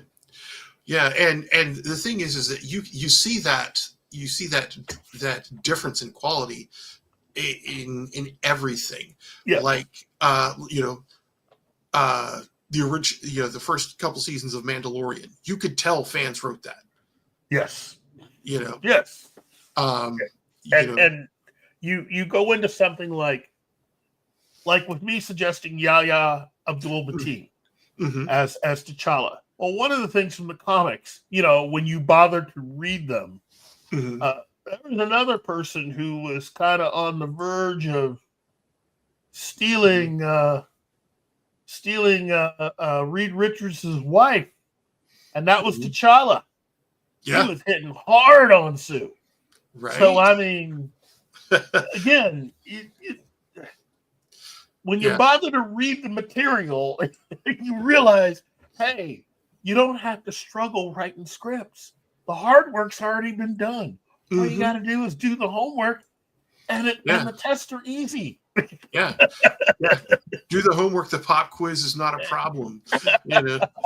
I mean, yeah. Well, and Sue Storm is, and Sue Storm is one of the most sought after characters in Marvel Comics. Outside to me, the top three for women in Marvel Comics that I'm going, that is one, there's Sue Storm. She's like the queen of Marvel Comics. Yes. 2, Aurora Monroe, Storm. Yes. She is the goddess of Marvel Comics. Yes. She was. Oh yeah, because after her punk face, she is like the embodiment of glamour punk. She is like regal punk. And then the other one, also an X-Men, Rogue, simply because she is the one that is the hardest to actually maintain a relationship with because of who she is. And that's the one that any Marvel guy who could maintain a relationship with Rogue, with those limitations, her original limitations, because I think at some point she could control her powers. you know, is like the Well- lucky, you know, is like the, Well, she her whole thing is that she can't really control herself a little bit, right, yeah, because of her limitations, because of the thing that she has going on. hmm She flirts 24/7. hmm Even when she doesn't mean to, she flirts. Oh, Mainly yeah. because she can't do what other women can do. exactly, You know, and yeah. because of that, she gets herself into situations very easily. She any conversation just sitting down with her immediately goes from, you know, for instance, you sitting down with her can go from you two talking about just the weather immediately to her inserting some kind of flirtatious innuendo, and the next thing you know, she's teasing you with what she can do, but she can't touch you because you know it's a bad thing, and Right. that's her problem. Yeah, and I think, and that's the limitation that she's up against. And any guy who can maintain a relationship with that, that's like, you know, that is, Yeah, you know, it's just like, yeah. that's an incredible human being right there. And you know, It's yeah. You just you see her, but you can't do anything. You know, right. And to maintain a relationship with, that's like, you know, night level BS. You know, yeah. you know, you've got to be your best person with. Yes, you literally cannot be Mm-hmm. less than, because if you start to fall off the wagon, and Mm-hmm. we're talking, for at least even non-super powered guys, you're talking death. Mm-hmm. You know, Right. at least with super powered guys, Right. just for a kiss, Mm-hmm. you are risking something. Well, not only you're risking, you know, like your powers and things like that, but she gets everything. Yeah. For, you know, and that is, you know, that's damaging enough to her. She had to deal with Carol Danvers, and Yeah. I think my introduction to Rogue was when it was the issue where she showed up at X Mansion, and this is the Rogue who is meek and small and drawn in upon herself when she can level city blocks. Yep. You know, but you know, she's just trying to live in her own head. And watching, you know, Carol Danvers was binary at the time, watching her punch her into orbit, you know, and you know, the whole, you know, everything that built around that, makes her such a sympathetic character, which is why she's, you know, whereas you have Storm, who facing the same problem. Yeah. When Storm's emotions get out of control, you know, sirens start going off, you know. Well, I mean, and that's the thing, you know. I hate it when you get people who aren't comic book fans dumbing down the material. You know, the whole, you know, Wolverine and Jean thing is way overplayed. In fact, Wolverine has pretty much slept with almost every woman of age in the X-Men. Right. You got to add that in there, of age. Right.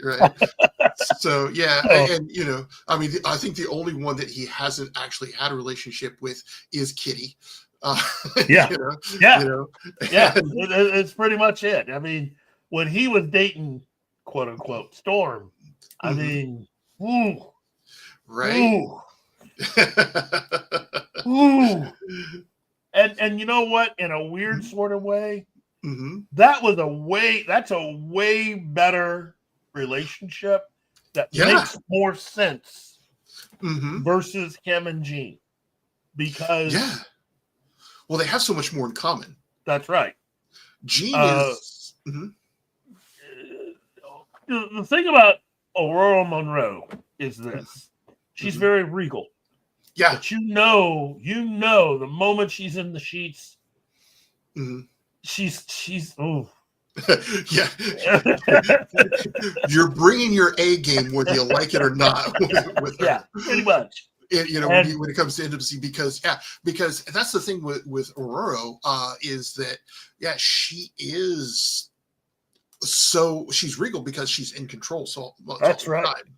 And if you want to talk a set of powers that could get off the chain and off the leash with her, that's the one, man. Because if her emotions can affect the weather, think of what she could do to Logan, because that's adamantium on his bones, right? metal.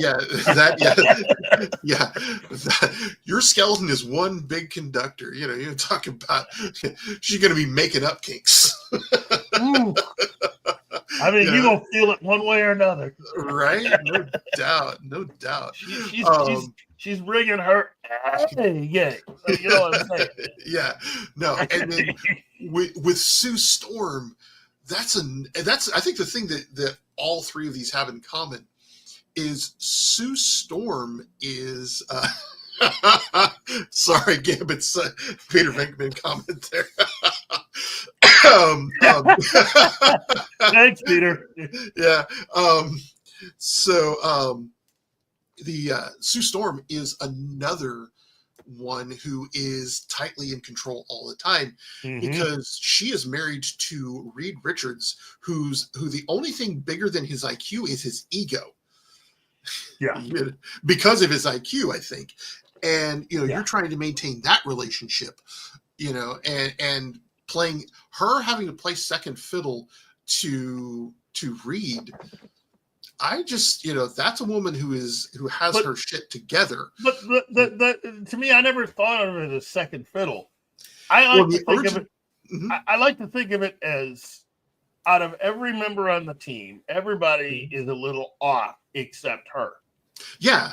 Well, and she's a normal person who just happens to turn invisible, and it doesn't seem to affect her mind.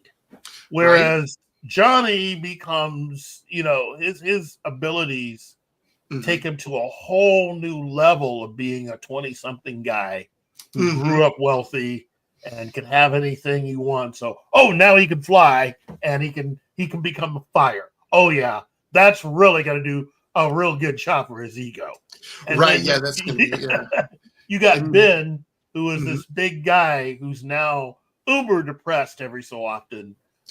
He vacillates between being himself and being depressed. Right. And then on the opposite side, she has to deal with a husband who has this incredible intellect, this incredible ego.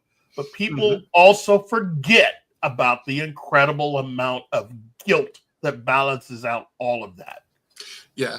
He is incredible. There is no way he can go through his day without being reminded that he effed up.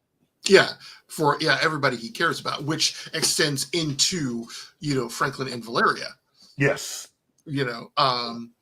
And which the whole story with Valeria and Doom is just like a heaping, a heaping serving of guilt on that. Yes. Yes. But the thing is that, she has to rein them in. Yeah.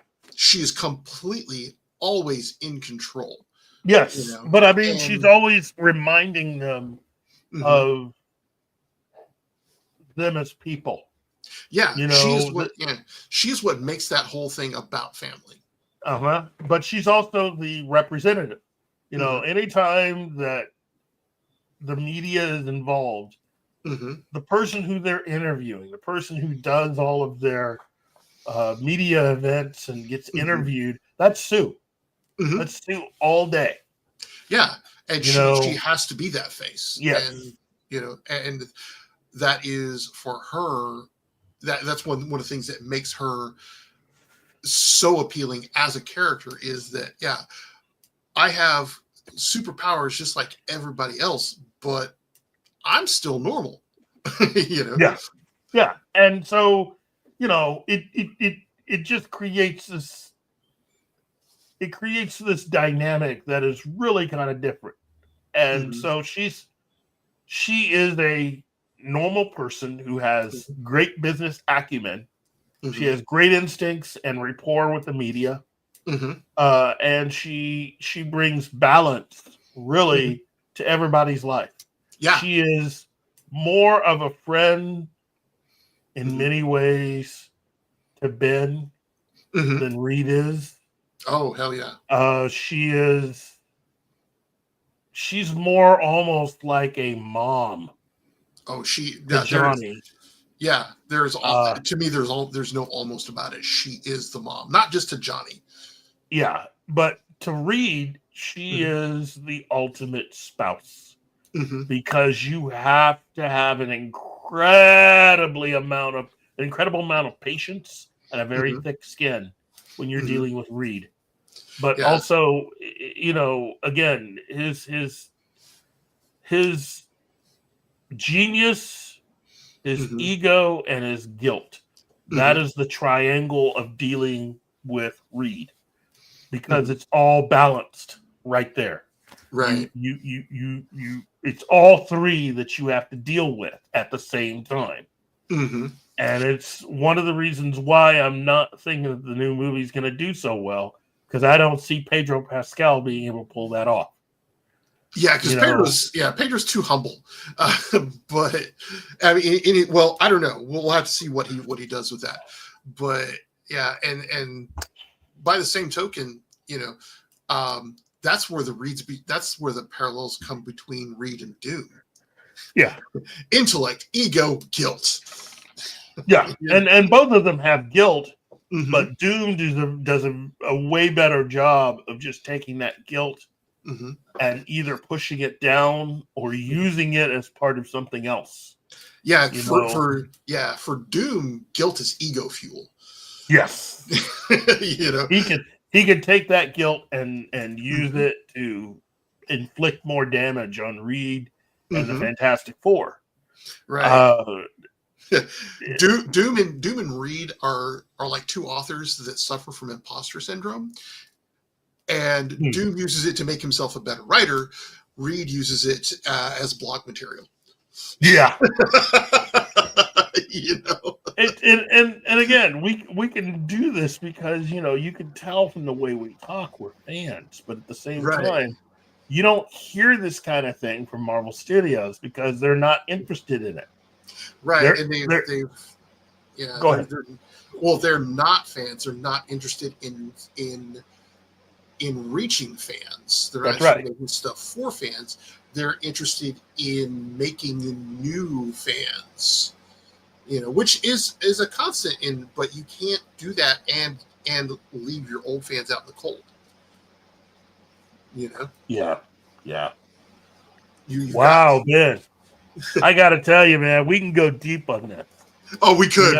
We can go real deep on this. I mean, again, I hope everybody's been having a really good time listening to us just go off. Wait a minute. Wait.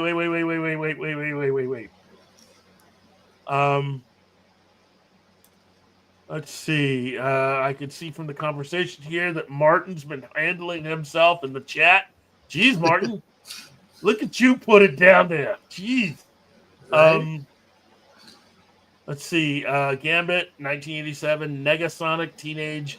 What the? Oh, yeah. He's quoting directly from the movie. Quoting directly from the movie. Yeah, no. Yeah. Guys. Yeah. Guys, I had to be that guy, but it is time for us to wrap the show. Yeah. I know. I was trying to get to a point of wrapping it up.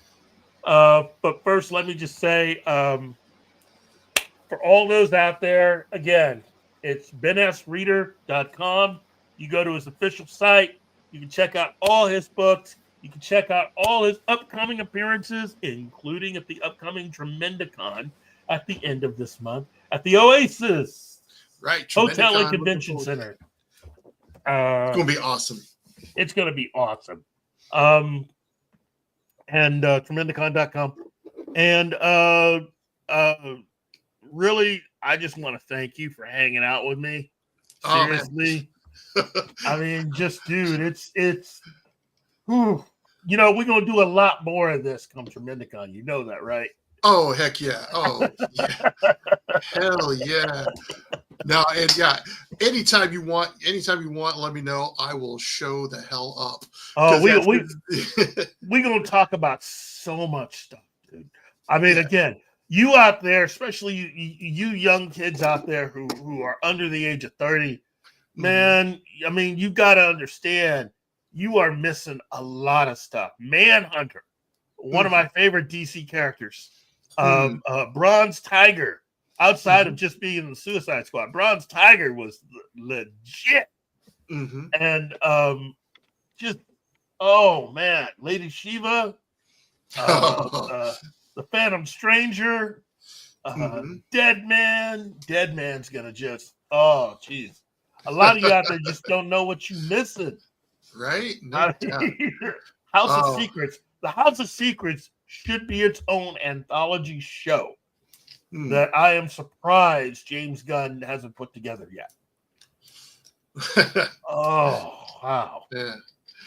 So. Oh well, look. Again, I want to thank you.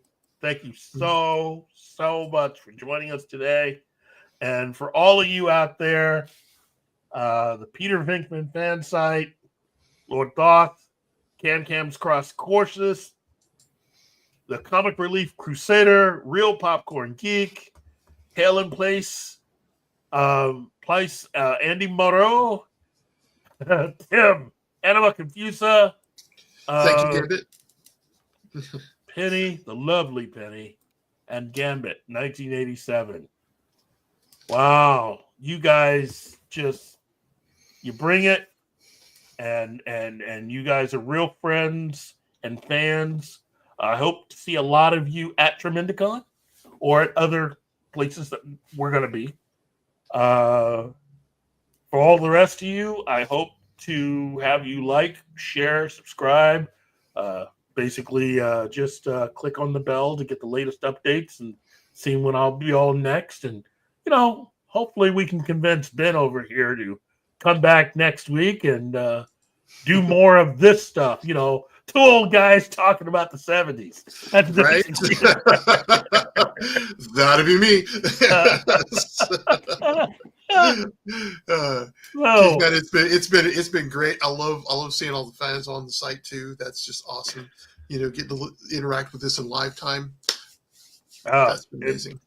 Look, we got some great people, and again, I hope everyone here will get an opportunity to check out more of Ben's work. And please, just do yourself a solid. Buy a couple books. Buy two. Seriously, buy one to read and give to a friend. Trust me, you'll make a lot more friends reading the best of Ben S. Reader. Hey, if you pick up my books at the con, I sign every book. So there you go. Well, I want to thank Martin. I want to thank our good friend and boss man, Gary Cassell. Of course, the lovely Anima, and everybody here at Pop Culture Minefield, including you, John. I just want to say it's always an honor and a pleasure to do this, and I hope you can join me next week. So until then, have yourself a fantastic day, and I will see you on the other side.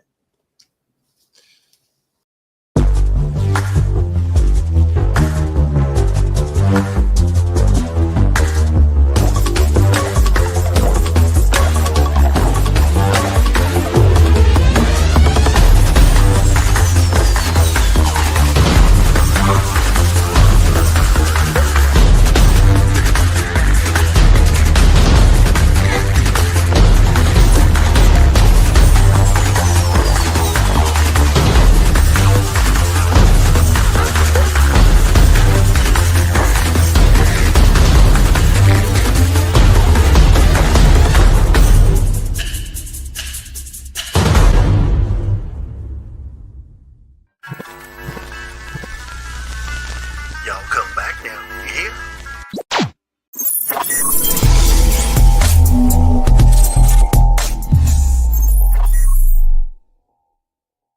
Thank you.